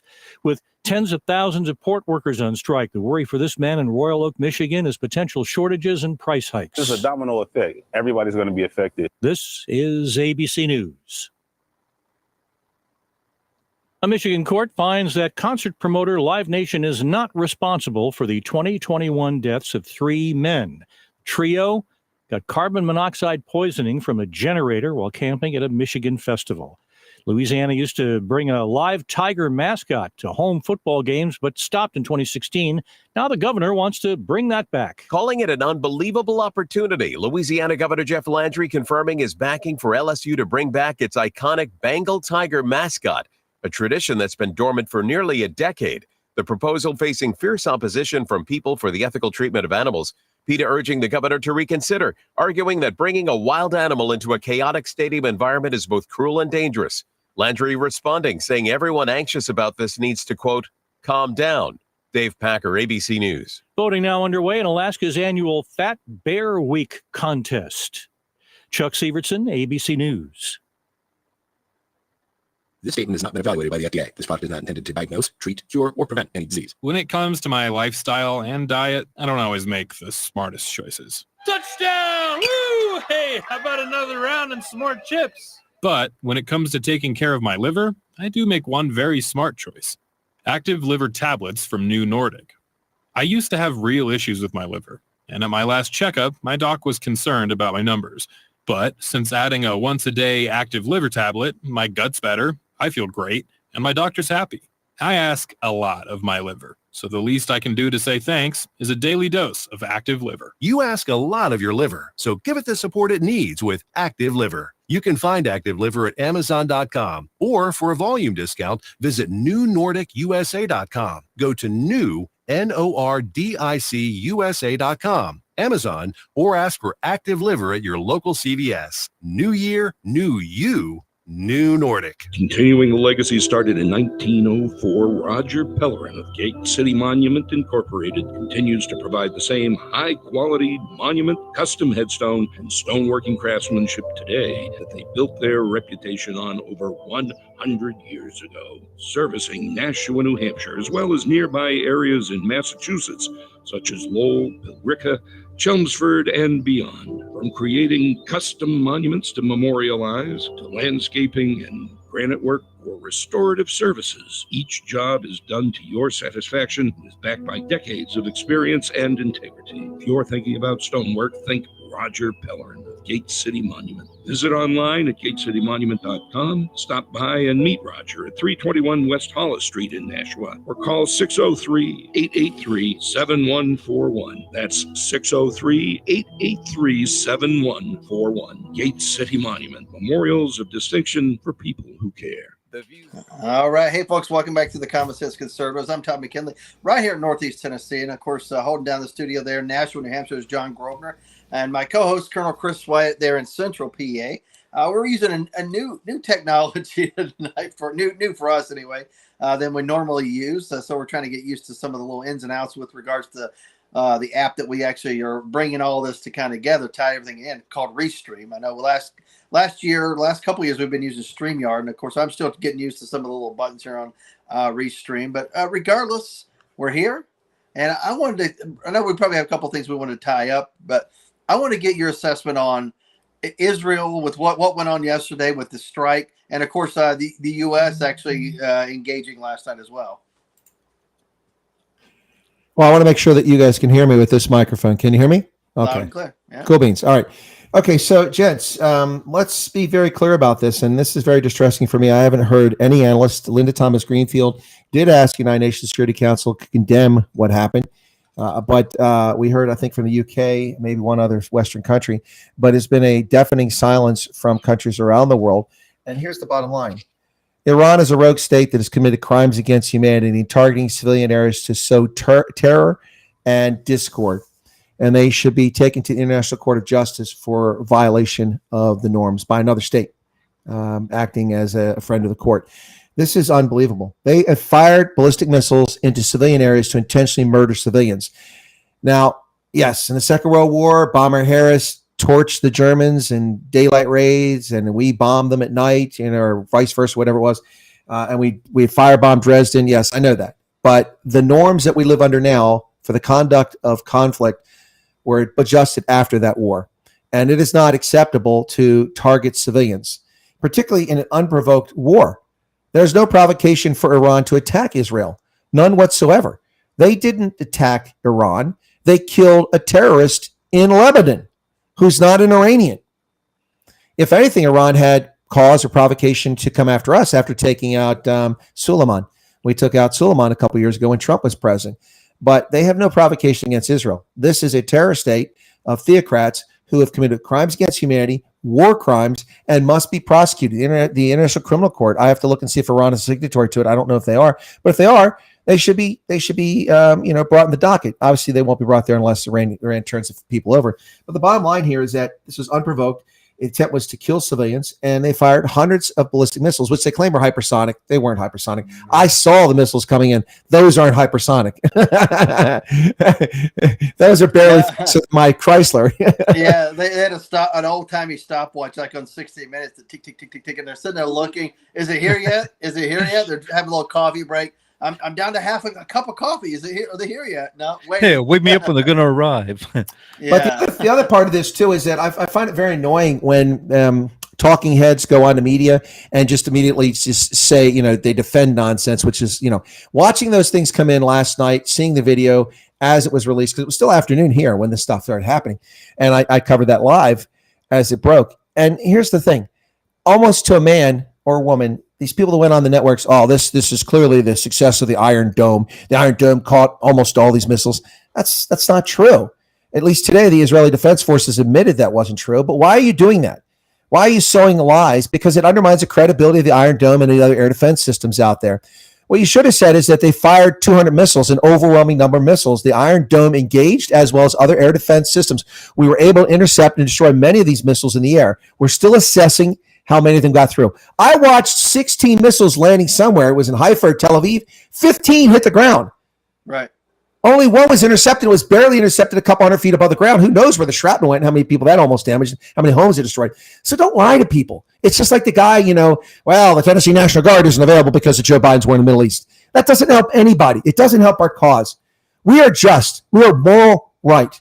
We must tell the truth all the time, because if we mislead or lie, it distorts the argument and they come after us. So if you're on the conservative side, tell the truth all the time. Rights depend on your ability to be well disciplined and abide accordingly too. Hold the moral high standard. It's incredible when people want to mislead people and go, but I got a right to free speech. But you won't have if you're going to lie about everything. It's like people who act wild with guns and stuff like that. They're coming after our guns, and it's like they don't have a right to. While at the same time, they're going to, as long as people are misusing them and mistreating their rights. Right. Or That gets back to the debate last night. One of the moments that I think a lot of people haven't latched onto, which was comical in its very nature, what little Timmy Waltz had to say. And just to confirm this, a short while ago, coming down my street, I saw 3 30-06s, 12 gauge and 16 gauge marching down the street in formation. There were no humans. They're just the rifles out there and the shotguns doing it all themselves. They put themselves in position to fire at someone, but then we talked them down. Right. Yeah. When Timmy Waltz said, it's the guns. It's the guns. No, it's not. It's not the guns. And then he tried to, because he tried to twist the words. As did the moderators, trying to say that Vance implied that mental health was the only problem. He said mental health is one of the issues that's affecting these shootings. And then Waltz tries to turn around and says, well, we can't pretend that mental health is the reason. Yes, we can tell the truth. It is a reason. Look at these wackadoodles. Look at the one there in Covington. Or where not Covington? Where's that? It's in Tennessee. Was Nashville. Confused it with when the guy attacked the Navy recruiting stations down there a couple years ago. Chattanooga. But this shooter was mentally deranged. They had issues about what their gender and sexuality was. They had mental illness. Unbelievable. The irony in this, Chris, is we didn't hear much about mental health related to guns until Obama wanted to push Obamacare. What was it, Patient Protection Act there? I can't remember anyway, he wanted to push Obamacare, and he started talking about the Association of Mental Health with Guns to sell as Obamacare, that this will help treat people with mental health and reduce gun violence. And then all of a sudden, the people on the right start talking about it, and the left's going, "Oh, you always lean on that. You always look at that. That's not an excuse." But let's be clear about something. Obamacare produced no additional hospitals, no clinics. Oh, I wasn't bolstering. No, I'm not saying for you, but for the audience, no scholarships for any medical students, no new specialties, no new drug developments in the pipeline. It produced nothing. What it did is it produced rich, elite, connected people who profited from it by jerry-rigging and scamming the insurance market and spreading the cost for people who don't take care of their health, not people who have fallen misfortune, but people who have lifestyle diseases that are a consequence of their own action, spreading the cost to the rest of us, driving up the cost of healthcare insurance for working families to unaffordable levels, and robbing 20 million working Americans of their health insurance when this thing was put in place. A fact that's never talked about. Oh, we give healthcare to 12 million people. Almost all of them were criminal alien invaders who had no business being in America. And you defrauded 20 million working Americans of their health insurance that was working for them. And we're still recovering from that now all these years later. That's the truth. That's the truth of Obamacare. It did nothing for healthcare. And oh, by the way, this nonsense about the American healthcare system, there is no such entity. We don't have a healthcare system. We've never had a healthcare system. We have healthcare that is spread across private providers, around religious hospitals, Lutheran hospitals, Catholic hospitals, municipal hospitals, federal government's VA, military system, for-profit hospitals and clinics. It's not a system. They're trying to make a system out of it. And all they're doing is compromising our healthcare. I just got another letter in the mail from someone I've never heard of telling me that my medical records have been compromised. I don't do business with them, but TRICARE sends my claims through them and divulges all my personal information and personally identifiable information, which makes me liable or subject to identity theft for someone I never consented to have my information. Yeah, that's all they do. They compromise us. So Mr. Fuji has, not Fuji, that's unfair, that's Japanese. Mr. Chang, that's more fair, Chinese communist, has all our information. And one day Mr. Chang will be knocking on the door. Sergeant McKinley, we understand you sleep with goats. Tell us more about that. Oh, no. He put that on you. Todd, your favorite goat didn't drown during the storm, did it? Oh, no, it's visiting with you right now. That's what I hear. It's looking for protection, is it? Yeah, it dropped me a line. Yeah, send me a postcard, right? Yeah, one of the viewers just said that the LDS is a church in Utah. It's probably in Salt Lake, would be my guess. Yep. Yeah. So there's no such thing as a healthcare system. It doesn't exist, folks. That's just a myth created by politicians to achieve goals, to enrich their friends in the pharmaceutical, in the insurance industries, and the hospital industries, not to take care of Americans, take care of your healthcare. You are the last concern. I am still waiting to make it to my MRI that I've been waiting 9 months for. I'm finally going like in 2 weeks for an MRI. In the meantime, the condition has got demonstrably worse. When if it had been looked at 9 months ago, probably could have been avoided altogether. That's not healthcare. That's a scam. Yeah. Now all of a sudden it's going to have to give you the surgeries and the other surgeries to help with the thing that you know, the different drugs. You got to get this. Then you got this issue calls about this drug, so you got to get another drug. So no surgeries, no drugs. I'm just going to suffer in pain.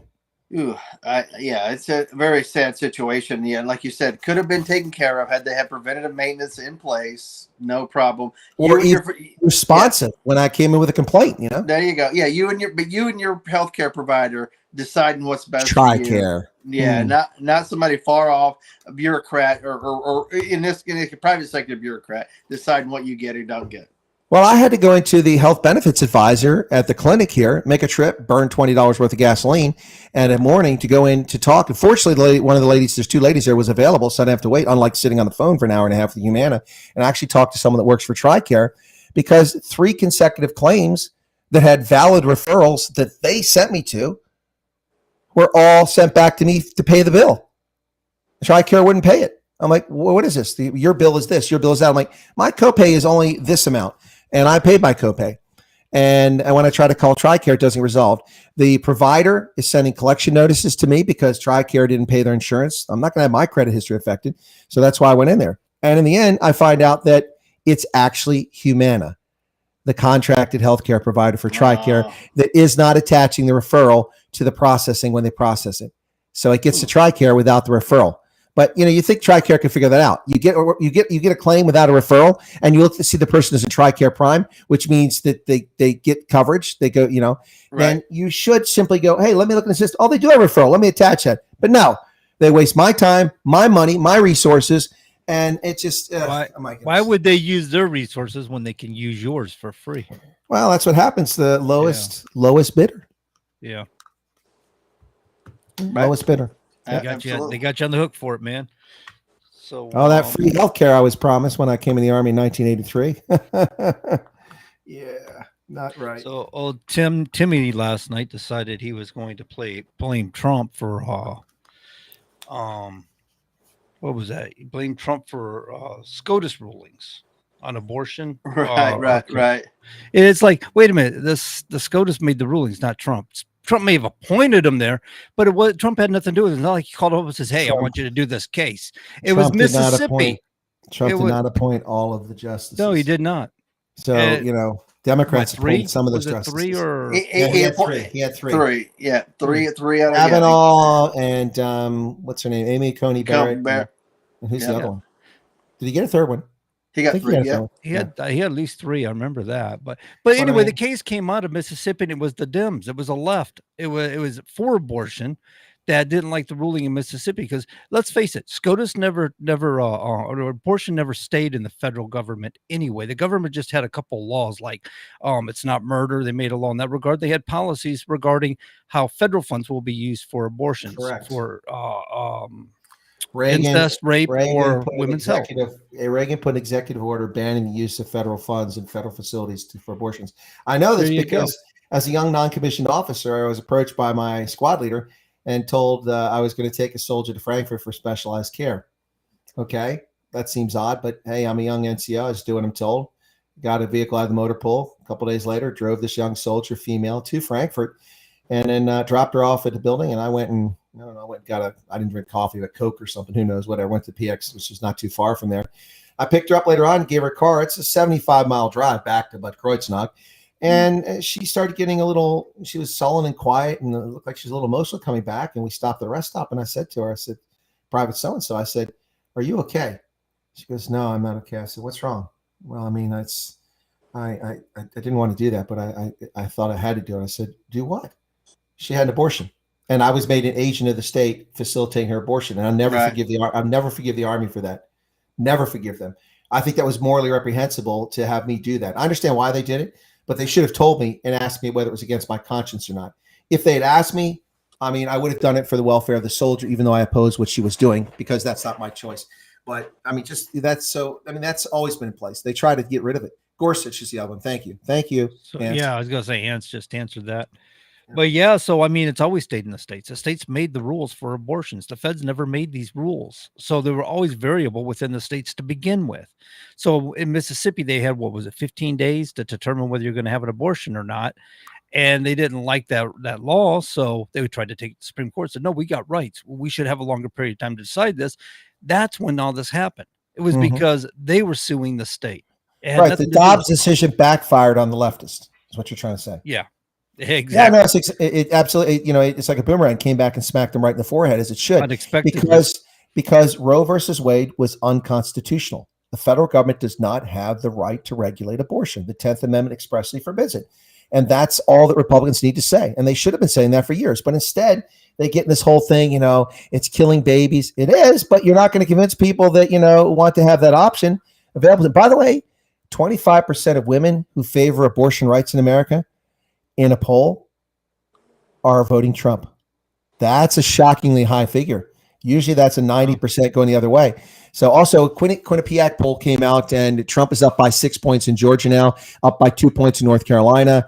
It's all trending the right direction now. Kamala's falling apart. Yeah, because they were running neck to neck in these states, these swing states is Trump's I don't think's ever been up this close to the election since he's not in 2016, not in 2020. No, he's never been up by that much or close. And there's always, as we've talked about before, and I've mentioned, you have the undisclosed Trump voter, even the pollsters, people who won't admit they're going to vote for Trump. They go in that booth and they pull the lever for Trump because they don't want their friends and family to know that they voted for a cad, but they'll vote for Trump. And that has proven to be a 2 to 4% bump in both the previous elections in almost every state. So if Trump is even or behind by 1 or 2, then the odds are he's going to win that state. Michigan, Pennsylvania, North Carolina, he's going to get those, Nevada. So yeah, that's where the race will be decided. So I will be doing a live stream on my YouTube channel at midnight on election night because I can't do it sooner. I'm a judge of elections and I'll be exhausted all day. I'll come back and I'll see the results. I don't get home till about 11:30 after I turn in the results, but I will do a live stream. The last time in 2020, I had a 9-hour live stream straight and I covered the elections until 4:00 in the morning.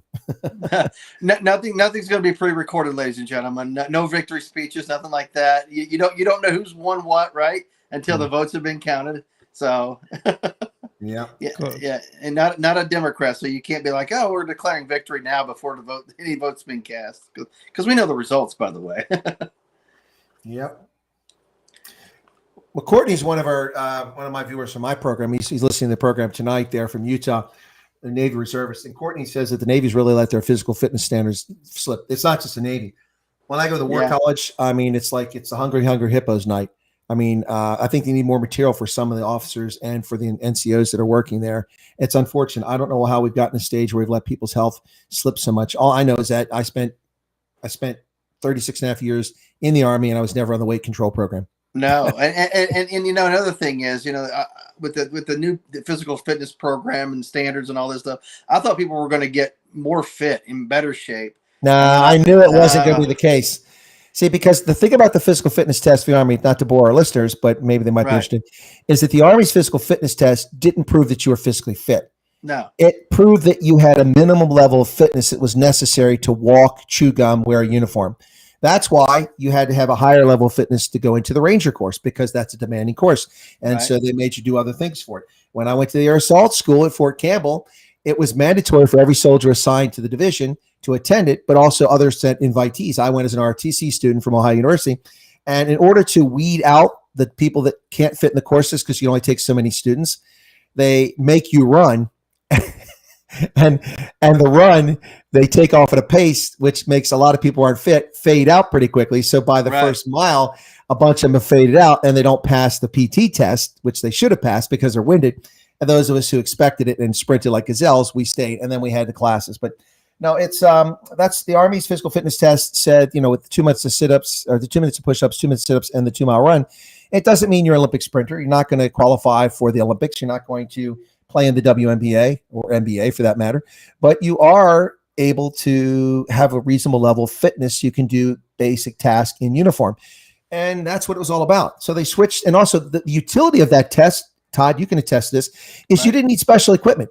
You could be in Botswana like I was. All you need is 2 miles mapped out, hopefully on flat ground rather than hills, and someone to time it at the start and finish. And if you're clever, you'll do it in a residential neighborhood where you have the same, you go around, they run around, they come right back to the same place. And you put a person or two along the route to make sure nobody cheats, if there's a way to cheat. And then you do 2 minutes and push-ups and sit-ups. You need no specialized equipment other than a wristwatch or, you know, a phone to do it. And that's it. Now you have to have a medicine ball, and it takes hours to set up and a half a day to get a PT test done. I mean, it used to be in the day. We got a PT test done in the morning. We're back at work by 8:30, 9 o'clock, worst case. Right. Absolutely. And you can work your whole day. Not a problem.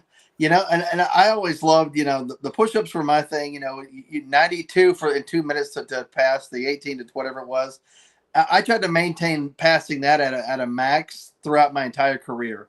And for the most part, I maxed my push-ups every time. Sit-ups were sometimes hit or miss if I was out of shape. But for the most part, I could well, actually 82 push-ups, 92 sit-ups. But those 92 sit-ups or 100-some sit-ups in 2 minutes, they can get those hip flexors, man. They can burn you out big time. Well, what I have to say about that is that when I was 18 years of age, it was 67 to 69 push-ups and sit-ups to max it. Then when I got my 30, suddenly it was 80-something. Well, what is this? I'm older. I'm falling apart. Now I've got to do more. It was crazy. You know, it's very frustrating. But yeah, anyway. the 2 mile test was 11:54 to max. And each of those, I'd either get like a 290 something, 300 sometimes. But you know, sometimes I was always off by like a sit up or two from maxing everything. So you don't get the extended scale. However, that mapped out, I don't know, but it's always like 290 something. All these people are getting 300 something. It's like, man, 2 more sit-ups, I would be in the extended scale for what it's worth. I don't know. It's just one of those young soldier bragging rights, you know? Well, I for a long time, because when I ran at basic train, I ran 10:32 for the 2 miles. That was unbelievable. Yeah, exactly. That was not Olympic speed, but that's fast. And then I maintained after that 11:30 for a long time, for a number of years in uniform as enlisted and as an officer. Then it slipped to 12 something, and then I was in the 13s. Yeah. But something was happening which I didn't realize. I thought I was just getting older and it was more challenging. Maybe I put on a few pounds. It wasn't that. I developed adult onset asthma, which I didn't even know I had, which was making it difficult to breathe. And I thought I was out of shape. I wasn't out of shape. I just couldn't breathe. I wasn't getting enough oxygen. And then I come to find out for years I was struggling with a paralyzed diaphragm. So one of my lungs doesn't inflate when I run. I mean, I look back on the fact that's a trauma injury from combat I didn't even know about. I found out it by mistake when I was working at the War College, because I injured a rib, and they looked at me like, you got a paralyzed diaphragm. And so finally realized that it was probably superhuman of me to maintain a 13-minute something pace and then a 14 or 15-minute pace for people my age who are running 16, 18 minutes. And I was still doing it at a younger person's age because I just tried so hard. Imagine if I could have breathed properly. Oh, my goodness. Man, yeah. You're running on half your lung capacity. That's incredible. Oh yeah, but remember that I hit the 10s occasionally, and I remember doing PLDC, Primary Leadership Development course at Fort Hood. I don't know what it's called now. It was Warriors Leaders course for years. I can't remember what it's called now, but it's that primary leadership course that you take just before you go from E4 to E5 in the Army. And I remember we had two different groups for the PT test. I went in the second group, and a guy who was originally from Kenya went in the first group. He ran like 8 minutes and something. Everybody's just looking at this guy. And I'm thinking, man, I was actually pretty fast at like 10 minutes and something. And he's 8 minutes and some 2 minutes and some change well ahead of me. And I'm like, man, forget about it. I'm slow compared to this guy. And I was the second fastest guy in the entire course. Yeah, did you guys see that the Marshal Service arrested 3,400 suspects wanted for murder, rape, robbery, and charges, but 20 million criminal alien invaders still evade them? Oh, really? Yeah, they can arrest that many people, but yet somehow, how are you going to round up and deport all these other people? According to Tim Walz, we got to stop blaming the immigrants. We got to stop blaming them for everything. It's like, wait a minute. No one's blaming legal immigrants, and that's what we'll call them, legal immigrants. Illegal immigrants, we'll blame them for sure for the things that they're actually guilty of. Absolutely. And regardless if they're good, decent, honest people, the fact that they're here illegally certainly hurts our economy, amongst other things. Yeah, no, look, it's so. The one thing that I like that Vance came back on was when Waltz was talking about housing. But this kind of, okay, I'll get back to the point where I was happy with Vance, but I'm also going to pick a bone with Vance. Why isn't Vance pointing out the obvious? Why is the government trying to get involved in home building? That's not the role of the government. The role of the government should be ensuring that safety standards are met, that people aren't being cheated, that it's a level playing field, not to build houses with our tax dollars so people can live in them. It's a tragedy of the commons. They won't take care of them. We've seen Cabrini Green. We've seen public housing. I lived in public housing. People didn't own it, so they abused it. They didn't care if they marked up the walls or broke the toilets. It's not on them. They don't have to pay for it. Someone else is paying the foot in the bill. So, this is utter nonsense. That's what Vance should have said. The government has no business doing this. The government has no business subsidizing home buyers. This is ridiculous. But what I want to say about what he said that's true is he said, for every illegal alien in this country who has no business being here, who's here illegally, they need a place to live. That's one less house for you and me. That's one less house for a working American. That's one less house for people who are on our team. Why are we sabotaging our country like this? I mean, it's just ridiculous. Right. Absolutely ridiculous. What do you mean? I mean, there was a guy just did a video here in New England. He went around Devon's, Mass and Air, Massachusetts and stuff. And he had a guy leading him around and showing him around with motels and things like this. And he says, so you mean to tell me that these motels with these signs turned inward? And so you're just seeing the back of the sign because they're turned towards the lights. Those are the signs where they're storing these illegal immigrants. He goes, absolutely. He says they cover up the signs or they turn them inward because the government's paying to lease out these motels. Like right, they don't want any guests because again, look, it's like that all over the country. A lot of these crooked NGOs say they're doing great, wonderful things. They're bringing people in this country. I saw a story today about a gentleman who's from Cameroon who's gay, and he was caught having sex with his boyfriend. Well, that's not very popular in Africa. So he was ostracized, kicked out by his family, beaten up by the neighbors, and he fled the country. He went through and lived in 5 different countries until he was able to destination shop after he got caught. Get this, protesting in Tunisia, not even a citizen, protesting something about the UN. So he got arrested and they deported him. Well, he claimed asylum and we brought him to America. Why? That's destination shopping. He had a safe refuge, follow the rules and laws there. You don't get to come here because you have a sexual orientation that gives you a free pass here. That's ridiculous. Now, it's very different if you're a young man who's gay in Syria and your life is in jeopardy and you happen to be in America on a business trip and then you get a death threat from back home because you're gay. Well, you're here legitimately, legally. You say, look, I want to apply for asylum. My life is in danger. That's legitimate. It's just not legitimate to skip through 5 countries, breaking their laws, and then coming here and we're stuck with you. By the way, that's one less house for that gay man. And then it's not that he's gay. He could be white or black or Russian or German. It doesn't matter. He has no business being here. He's destination shopping. That's not fair to Americans. We earned our sovereignty. We fought for this country. We defeated fascism. And we'll defeat Democrats in November. And Nicholas, on your site here, Chris, I think it's your site, brings us up here, and there are vets on the streets. They literally, some of these motels have kicked out Americans that were staying there and like, no, you got to go because we've got a better deal coming. That's all true. And Nick is a veteran himself from South Africa, and he's a stand-up guy. But let me be clear about this, and I'm not attacking John or Nick. I certainly don't want to attack my co-host or one of my loyal viewers who actually helps financially with my channel. But we have to be careful because in America, the story about homeless vets, which is where this heads, is overplayed. First off, many of the people who are homeless who claim to be veterans holding up signs are frauds. They're not actually veterans. If you actually go out and find out and talk to these people, you find out that many of them are not veterans.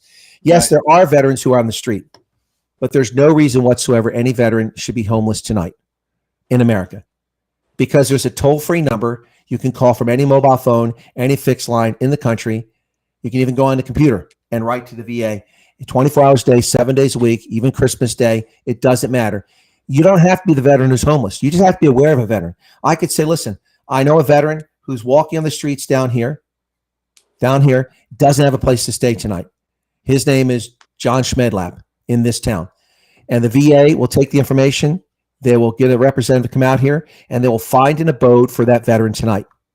Now, in many cases, the first night or two is in a hotel paid for by the Veterans Administration. After that, they're going to put you in temporary housing somewhere, or sooner if they can find one. But no veteran. Now, you can stay in that up to 12 months normally, and that is reasonable. If you can't sort yourself out and find something after that, then that's on you. That's not on the people of America. That's not on the Veterans Administration. There's no need for a veteran to be out there. If you know a veteran in need tonight and you're listening to this program, go to the web, look up the number for the VA hotline for homeless veterans, and I guarantee you'll get the response you're looking for. So that's the first thing. Second thing is that many of the veterans who are actually homeless are homeless by choice. Like many people are homeless. It's a consequence of mental health disorders and issues, post-traumatic stress disorder, traumatic brain injury. And that is a problem. Those people are out there by choice. And some of them you put in homes, in housing, and they leave it. They don't stay there. So we have to be very careful when we talk about veterans and benefits not being provided for them. If you are a veteran, an honorably discharged veteran, any honorably discharged veteran can use the entire Veterans Administration healthcare system. Now, they're eligible for it. John, you're not a veteran, correct? Correct. So you can never use the VA system. Correct. Unless it's the only hospital and you have an emergency, then legally you can do it. But you can't use it for your regular care. But any veteran can. But the problem is that unless you have a service-related disability or you're medically disabled with the VA, you have to bring your insurance or pay for it. Admittedly, it's much cheaper than going to a private clinic or to a facility.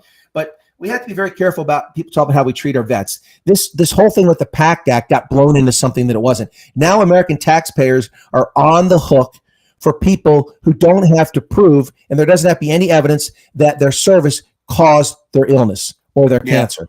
And that's going to cost us hundreds of billions of dollars for illnesses that are not a consequence of service-related disabilities. And that is a tragedy. And look, I'm a veteran with 36 years. Todd's a veteran with over 2 decades. We got over half a century of service here, and we respect veterans and we love veterans, but I don't like our country being scammed. And not by the veterans, but by the politicians who screwed us with this. Just like George Bush's $600 million program of prescription drugs for seniors. We got screwed. We're still paying for that every year for discounted drugs for senior citizens. We're paying the bill. Those of us pay taxes. Anyway, go ahead, John. You want to jump in? Sorry. Oh, no, I was just going to say, I think there have been instances where we've heard on the news quite some time ago in New York City. I remember it was an older gentleman who was a veteran who was kicked out of his apartment for making room for homeless people. So I think some cases it's happened. Maybe it depends on. I'm not disputing that, but the problem I have to be careful of is that the story about being kicked out of a hotel in New York was debunked. And a lot of us were like, well, I was upset when I read about it because it came from several news sources, one of which I trusted, and it turned out to be nonsense. So we just have to be careful. And that's why I go back to the point that we have to do what's right, moral, and just all the time. Always tell the truth so we don't get caught in this nonsense of defending ourselves either for a lie or an omission that was unintentional. That's why I got to be very careful. Absolutely. No, I'm glad my follow-up was going to be, I'm glad the conversation went this way because you put out some really good news regarding this. Well, maybe news for a lot of people, it's news for me, I think. I know you've hit on this before a couple times, but it's nice that anybody listening now has got that knowledge. Well, I mean, it's important. I mean, look, here's the thing. So, Todd, we talked about this last year, if I remember correctly. The Washington Post, I think it was last year, maybe it was early this year. The years are just rolling by. But the Washington Post put an op-ed out there, and this was prepping the ground. And I told people that's what they're doing. In the op-ed, they were upset that veterans get unfair benefits. So they wanted to means test our VA disability checks. So that young kid, he's not so young anymore. He's in his 30s. He's a double amputee from a roadside, IED or something like that. The former Marine or Army soldier that's on Fox News. I don't know his name. Right. Yeah. Really, really annoying Southern accent. Yeah. Jackie Jones or what? Yeah. It's something like that. Yeah. Nothing against the guy, but that accent's like chalk on his fingernails on a chalkboard. No, I get it. Yeah. But anyway, I mean, I like Southern accents, but that one anyway. But the point is that I don't know what his salary is at Fox News, but I'm willing to bet he makes $250,000 a year working for Fox News as a journalist. That'd be my guess. Joey Jones, something like that. Yeah. Something like, that's the guy. So what they're saying, with not knowing that guy in the picture, they're saying that it's unfair that Social Security disability doesn't pay people enough to live off of. Well, Social Security disability is not veterans disability. Veterans disability is recompense from a grateful nation for the losses you suffered in your physical and mental well-being. And it's an effort like an insurance settlement to make you whole. It doesn't make you whole, but that's the intent. If it made me whole, they'd be giving me $40,000 a month. That would make me whole. Not what they're giving me, which is peanuts, but it's tax exempt. Social Security disability goes to people who never even pay into Social Security. It's a payment, a partial payment to help people who are unable to work in the workforce. That's what it is. It's an insurance payout for people oftentimes who didn't pay in, and for those who paid in who are no longer able to work. You can't equate the two things together. But they want a means test and say that people making over $200,000 a year who are veterans shouldn't be getting disability payments. Excuse me? So my testicles are laying in Iraq, and you're not going to compensate me for not being able to have children? Excuse me? You think that's the same as somebody who sliced off their finger in a meatpacking plant in Nebraska as a criminal alien invader? It's not the same. Spare me. But they're prepping the ground to take away veterans' benefits. That's what's going on. It's already been started. That's what government does. That's what I complain about. I like, my go-to is always Social Security. You're hitting on disability there, but Social Security was sold to people as a program, as a continuation of your income, including inflationary rates as they increase. So it was meant for you to be able to retire with dignity. But through the years, as people were living longer than expected, they couldn't adjust for this. So then they decided, well, it's no longer retirement. It's a supplement to your retirement. Well, there were people that were counting on that. One being my grandmother when she retired. She was born in 1918. So when this come through in the 1930s, she was working. And she had an expectation to retire with the dignity that was promised. But it wasn't there for her. She got a measly little amount, and she was very upset about it and distraught and was wondering how she's going to survive. Of course, she survived because she had family. But if she was on her own and had nobody to depend on, who knows what would have happened to her, Because the government promised something they did not deliver at the end of the day. And this is the problem with social programs. They don't work. And that's the real problem with Social Security. It doesn't exist. It's vaporware. There's no lockbox. There aren't any investments like the National Sovereign Wealth Fund of Norway or Kuwait where they can sell stock or sell land or sell minerals or take the interest payments off of something. There's nothing there. Every dollar that's ever come to Social Security has been spent, and many more. And promissory notes have been used to pay off people by putting loans out there, which the Treasury Department buys to give to Social Security. It's insane. This was put down as a supplemental system to help people during the Depression who are retirement age or those who became injured and unable to work. And at the outset, 34 Americans were working for every beneficiary. Today, it's less than 2 for everyone, about 2 to 1. Right. It's insane. It's insane. We're headed down the same path of destruction the Netherlands is down. The Netherlands is down this path because they made it so hard to fire people who were incompetent, who were cheated. People stealing at work, and you couldn't fire them because of labor laws. If this was a private corporation or a private entity, they could actually be sued for misappropriation of funds, right? Like Enron. Well, I mean, look, the whole thing could be done. I mean, first off, the King Franklin administration lied and said it wasn't a tax, right? And that's how they got it in the Supreme Court. They said, well, it's not a tax, it's a retirement fund. So because they weren't allowed to make this sort of taxation. So they put in play. Then they came back and there was another court case saying, well, this is right. Government can't do this. They said, oh, it is. We have the power to tax. The Constitution says we have the power to tax. And then they won the case by claiming it was a tax. That's the history of Social Security. It's been corrupt from the outset. I looked the other day at what I'll get, and the amount of money I'll get if I wait till I'm 70 isn't enough. It would pay my mortgage and my grocery bill. That's it today. That's all it would pay. That's it. It doesn't take care of it. It doesn't take care of anything other living. It's not enough. It was never meant to be retirement. I know a lot of people lived off of this retirement, but it was never meant to be that. The problem is that the government allowed people to believe it was actually a retirement plan. It was actually, and then they exacerbated this. They started taxing the benefits. Bro, they built it that way. They started taxing benefits during the Reagan administration. Right. People paid taxes on their Social Security payout, which is compensation. It's deferred compensation in its essence for when you worked. You're getting back what you put in. Now, people get back much more than they put in. That's the bottom line. But in essence, in theory, you're getting back what you put in. You should be paying taxes on that. It's retirement. It's ridiculous. And that's what Trump said he wants to get rid of. No taxes on tips and no tax on Social Security benefits. And that's what we should have. Absolutely. And no corporate tax. Oh, let me shake it up. Donald Trump, I'm available. And look, if you're going to sell a little bit of money on Social Security, stop gouging their Social Security for Medicaid. Well, look, I mean, if you're a self-employed person like I am these days, you really feel the pinch of that. And people that are self-employed know for years, you're paying 18% of your income for Social Security, Medicaid, Medicare. I don't even use those things. Oh, but you're paying for when you use it.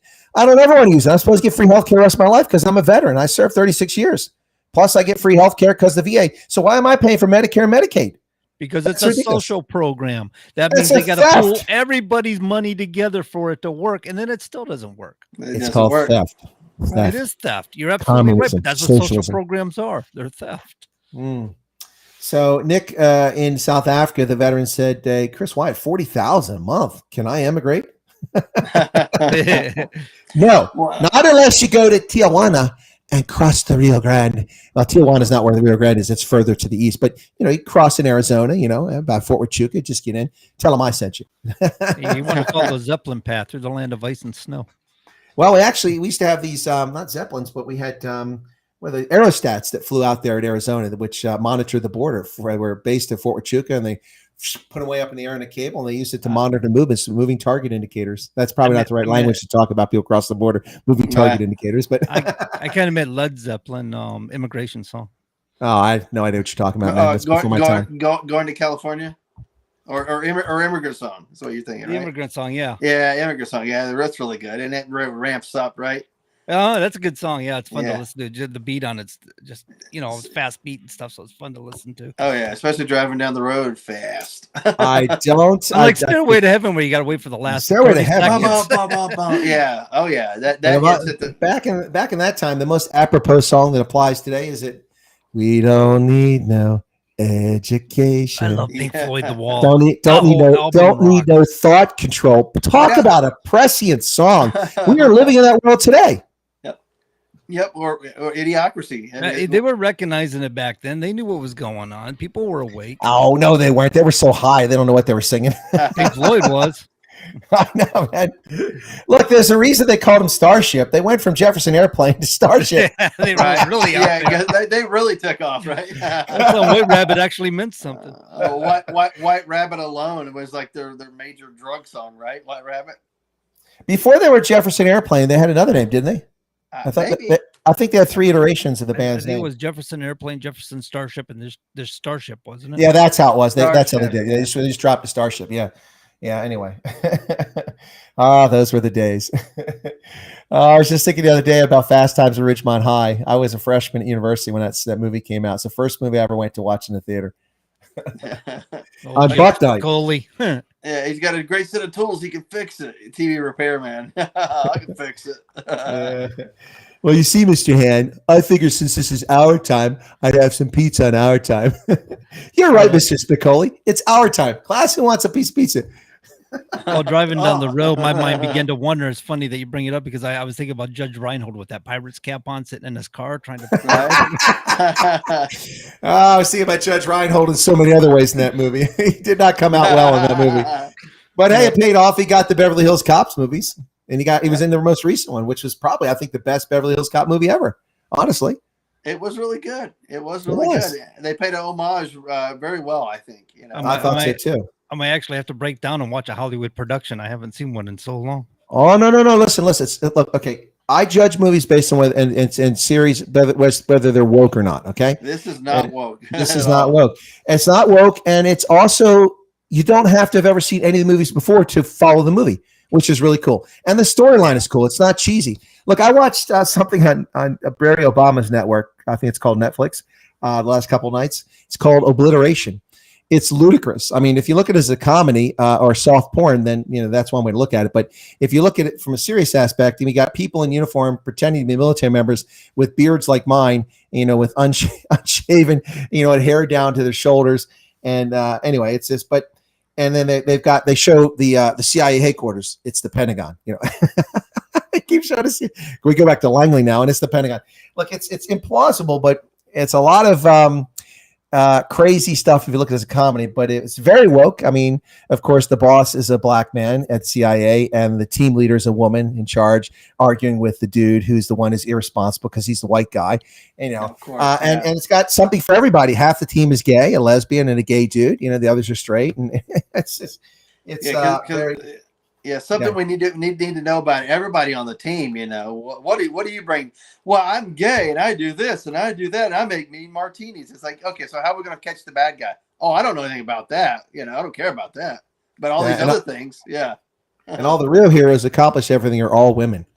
Yep. Oh, of course, yeah. Special Ops Lioness that's out on one of the networks. I don't know. It's funny because if you go back to the 1970s and 1980s, when it came to homosexuality, they would portray this really heavy duty, like manly man is wearing a dress or something, and it was humorous because it was absurd at the time, and now it's the norm. Yeah, there's a quick question from Nick Rose in South Africa. He wanted to ask Todd what SFC stands for. It stands for Sergeant First Class, Senior Non-Commissioned Officer. Yeah. So that's, I'm not sure the equivalent in South Africa, but it's about like a first sergeant, one step around close to that. So, yep. Yeah. Or regimental sergeant major is just a step below that, if that makes sense. Yeah. So no, but it's I watched this other thing on the Netflixy thing the other day, and and it's called Rebel Moon. I ignored it for a year, and it was good because they did another version. There's a follow-up, a second season, and I'm glad I waited because I got to watch 2 seasons. It's implausible science fiction, but the CGI is good. The characters draw you in, but again, it's very woke. None of the good guys are white dudes, and women are in charge, and they're always women of color and things like that. The storyline is implausible, but it's nice, popcorn, soda pop, sugary, enjoyable thing. But then the second season gets kind of very woke, and the storyline gets ridiculous. But anyway, it's. I mean, I could stomach that. But some of these things, like some of these things have come out, like Wonder Woman. I still haven't watched that. Wakanda. I still haven't watched these things. They're just too woke. Did you see the new Beetlejuice? I have not seen it, but I've heard good things. And my wife once saw it. She said it was really good. I should have went. I saw it. I think it's worth a watch. Yeah, it's fun. They throw back to some of the stuff from the original, but it's a good story. It's just fun. It kind of makes you forget, all the BS woke stuff that you have to deal with on a daily basis. Well, I don't know if it works. Let me see. Kamala. No, it doesn't work. The original Beetlejuice, as I recall, got a lot of downplay. They put it down, said it was a horrible movie and stuff like that. And it turns out it's like this cult classic. Everybody loves it. Well, so is what's the one with Tim Curry there? The that everyone loves. The transvestite there from Yeah, outer space. Yeah, I know what you're talking about. Yeah, it comes out. Do the Rocky time Horror There Picture you go. Show. Rocky Horror, yeah. It's about that time, by the way. They're going to have a marathon on one of the channels. Look, I mean, I never got the appeal of it. I mean, I like Tim Curry as an actor, and that's the only draw for me. That people go to the theaters and do crazy stuff. I've never done that. I never got that. But hey, each their own. They all got something going, so it's just not my cup of tea. But then we all got different likes, different strokes for different folks. Kamala. Dang, the music was good in it. I mean, it was fun. It wasn't bad. I mean, I'm like you. The storyline was kind of weird and it's just out there, but it was an oddball thing to watch.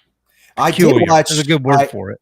I did rewatch recently because I was bored and it was late at night and I couldn't sleep. I did rewatch Dune with Kyle MacLachlan.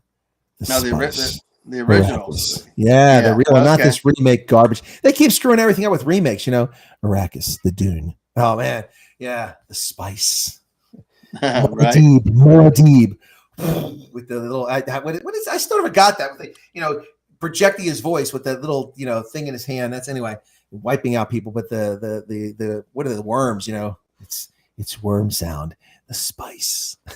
I have no clue. I think I missed it. You talk about like the early 1980s or something came out. Oh yeah. That was when it was. That's when Dune came out with Kyle MacLachlan. It's his first thing I think it was in. It had Jürgen Prochnow in it playing his father. Had Sting was in the movie. Man, even Patrick Stewart was in that. He was in that. No kidding. I remember when I was young there. When it came out, I wanted to see it, but I never got to see it. So I just we don't salute NCOs either, Nick. No, he did. NCOs don't get salute. They salute, but only officers get saluted. But officers, I'd say officers have to salute all day long. Imagine being a lieutenant; you have to salute everybody. Everybody's below you and above you. He offers you a half a salute there, Todd. So that hand went halfway up. Kind of like almost turned into a wave. So, John, you don't remember it, or you do remember Dune? No, I don't. I don't remember. I remember I wanted to see it. Oh, Sean Young was in that when she was attractive, very young, attractive in that. She was in that. Yep. I should probably go back and watch it sometime. Look it up somewhere. I got Netflix and Amazon too. I subscribe to the World Economic Forum platforms, but I shouldn't, but I do. Do you know what I started watching earlier before the program came on? I sat down to eat. I had to put something on, so I went on to Prime, and Clint Eastwood in Coogan came up, and so I played that, and I'm like, this I think is the inspiration for McCloud. Looked it up, and it was the inspiration for McCloud. That movie led to McCloud. So he plays a deputy sheriff out in Arizona, gets sent to the big city of New York, and all the shenanigans. I didn't get to watch it all because it was time to come on air and get ready, but and try to get the software to work, which took some time. But so I'll watch the rest of that when we're off air tonight and just see how it winds up being. But it's amazing. Clint Eastwood was in his 40s when he made that 1968. Dude was fit, still fit. His entire life he's never had an ounce of fat on the guy. Just amazing. What a stud. By the way, movie Gran Torino. He's in the 70s, I believe, and he's doing movies in his 80s. Man, you could tell his age, but he was he's still directing in 90. He was still directing a couple years ago in 90. So we got to talk about this, and before we run out of time, we got about 7 minutes left here. Did either of you see the disgraceful social media and media reporting on President James Earl Carter lying there like a corpse, talking about how he's celebrating his 100th birthday yesterday? It was sickening. No. I mean, you talk about abusing and misusing someone. It was absolutely horrible. Absolutely horrible. He looks like somebody that's in a coma, lying flat like this with his mouth gaping open. All these people running around trying to do photo ops with him. And they're talking, oh, he's staying alive so he can vote for Kamala. Oh, my God. Oh my God! He has no idea what the heck's going on. Horrible. He's been in end-of-life hospice care for 18 months. Right. This is horrible. I mean, there's no dignity in this whatsoever. Look, I thought Carter was the worst president we ever had until Joe Biden came along. You mean Obama? Well, Obama, but now Joe Biden is even worse. He's. Yeah. I mean, the bar keeps getting lower, and if we go to Kamala, the bar is going to be below my ankles. I mean, can you imagine went from Carter, who at least could walk and chew gum, who was a respectable, honorable, patriotic veteran who served in the war. We went from that to Barack Obama, who hates America, who's a communist, to Joe Biden, who lies about America and profits off of us, to Kamala Harris, who sleeps her way through America. Oh, did I say that out loud? Right. But think The about difference, this. the difference between Carter and what we have today is at least Carter had a heart. He was genuine. You know, he's the guy who built HUD housing and he worked it up until his 90s. He's the guy who had to actually want to make a contribution to society, not just talk about it and then rip everybody off and screw everybody over. Yeah. But how infuriating is it that you have people like, let's say, like Obama, like, Joe Biden, and now Kamala, who have occupied the Oval Office or are very close to occupying it, to be as unaccomplished as they were before they became president. They became vice president and president, and everybody wants to listen to what they have to say. They quote unquote respect them. And if you look at their background, their resume, their everything about them, and you look at stuff that you've done in your life, you're far more accomplished. I mean, all of us here are far more accomplished, far more educated than any of these folks for the most part. And here we are. We have to go out and beg, borrow, and steal to get elected to a local office. But these guys are pushed and poked and prodded up to become president. I mean, how infuriating is that? Kamala Harris, who is a Democrat, couldn't describe collective bargaining. It's collective and everybody bargains, and at the end, everybody's happy. It's magical, and everybody. And here we are with a port strike, and she still doesn't know what collective bargaining means. Well, before we go tonight, I've just got to say the following. I know what you're thinking. Did he fire 6 shots or only 5? To tell you the truth, in all the excitement, I lost track myself. But being this is a 44 Magnum, most powerful handgun in the world, and would blow your head clean off, you got to ask yourself this one question. Do I feel lucky? Well, do you, punk? Dirty Harry. And then the guy goes, I got to know. I know, it's hilarious. And he walks away. He's got buckshot in his leg. He just brushes it off like it's nothing. I thought that was ketchup from the hot dog. That was buckshot. Oh no, man. it was buckshot because he has to go and he's like, new clothes. His friend. Yeah. Oh, by the way, we were told the systemically racist American. He goes to the hospital, not the orderly, not the check-in people, but the physician, the doctor who treats him. Who is he? A black dude. Yeah. 1969 or 70, whenever that was, and a black dude. Minute, they had black doctors back in 1969. Oh, they sure did, and they also had systemic racism. A Man from Uncle had, what's his name there? Bill Cosby, not Man from Uncle. It was what's the Spy? I Spy, and he was the lead character on it. But the first regular main character in a prime time series, leading actor or actress who is an African American, was in what show? Does anybody know? Same time frame. First regular. Mannix. Mannix. Okay, yeah, Mannix. All right. Yeah, his personal assistant was the first regular black actor who was a lead actor or actress in a primetime drama series. It was on Mannix. Okay. I love Mannix. It was a great show. Yeah, that was right in the heart of all of the PI detective craze, right? You had Barnaby Jones with Buddy Epson. You had Cannon with what's his name? The guy that used to do he did the. But he had so many great movies and TV shows about detectives and cops back then. He did the radio version of Gunsmoke. He played the sheriff in that, or the marshal. What's his name there? Played Cannon. But anyway, yeah, that was all that stuff was on back then. It had Mod Squad. Remember that? Right. Oh yeah. I was thinking of what was his name? Robert Goulam from Benson. No, William Conrad. William Conrad is who I'm thinking of. That's what it was. Yeah, William, because Robert Conrad was Baba Black Sheep. William Conrad did the voice on Gunsmoke on the radio, and then he was Cannon. Yeah, he was kind of really big, chubby guy at that stage. All right, we're about to be played off. Any final thoughts there, John, real quick? No, we got about 4 seconds. All right, Colonel. We take a half a minute if you want. Good night. We'll see you next week. 1 week closer to Decision 2024 in America. There we go. 270 to win. We'll talk to you next week. Common Sense Conservatives right here on WSM 1590 95.3 FM. Take care. God bless.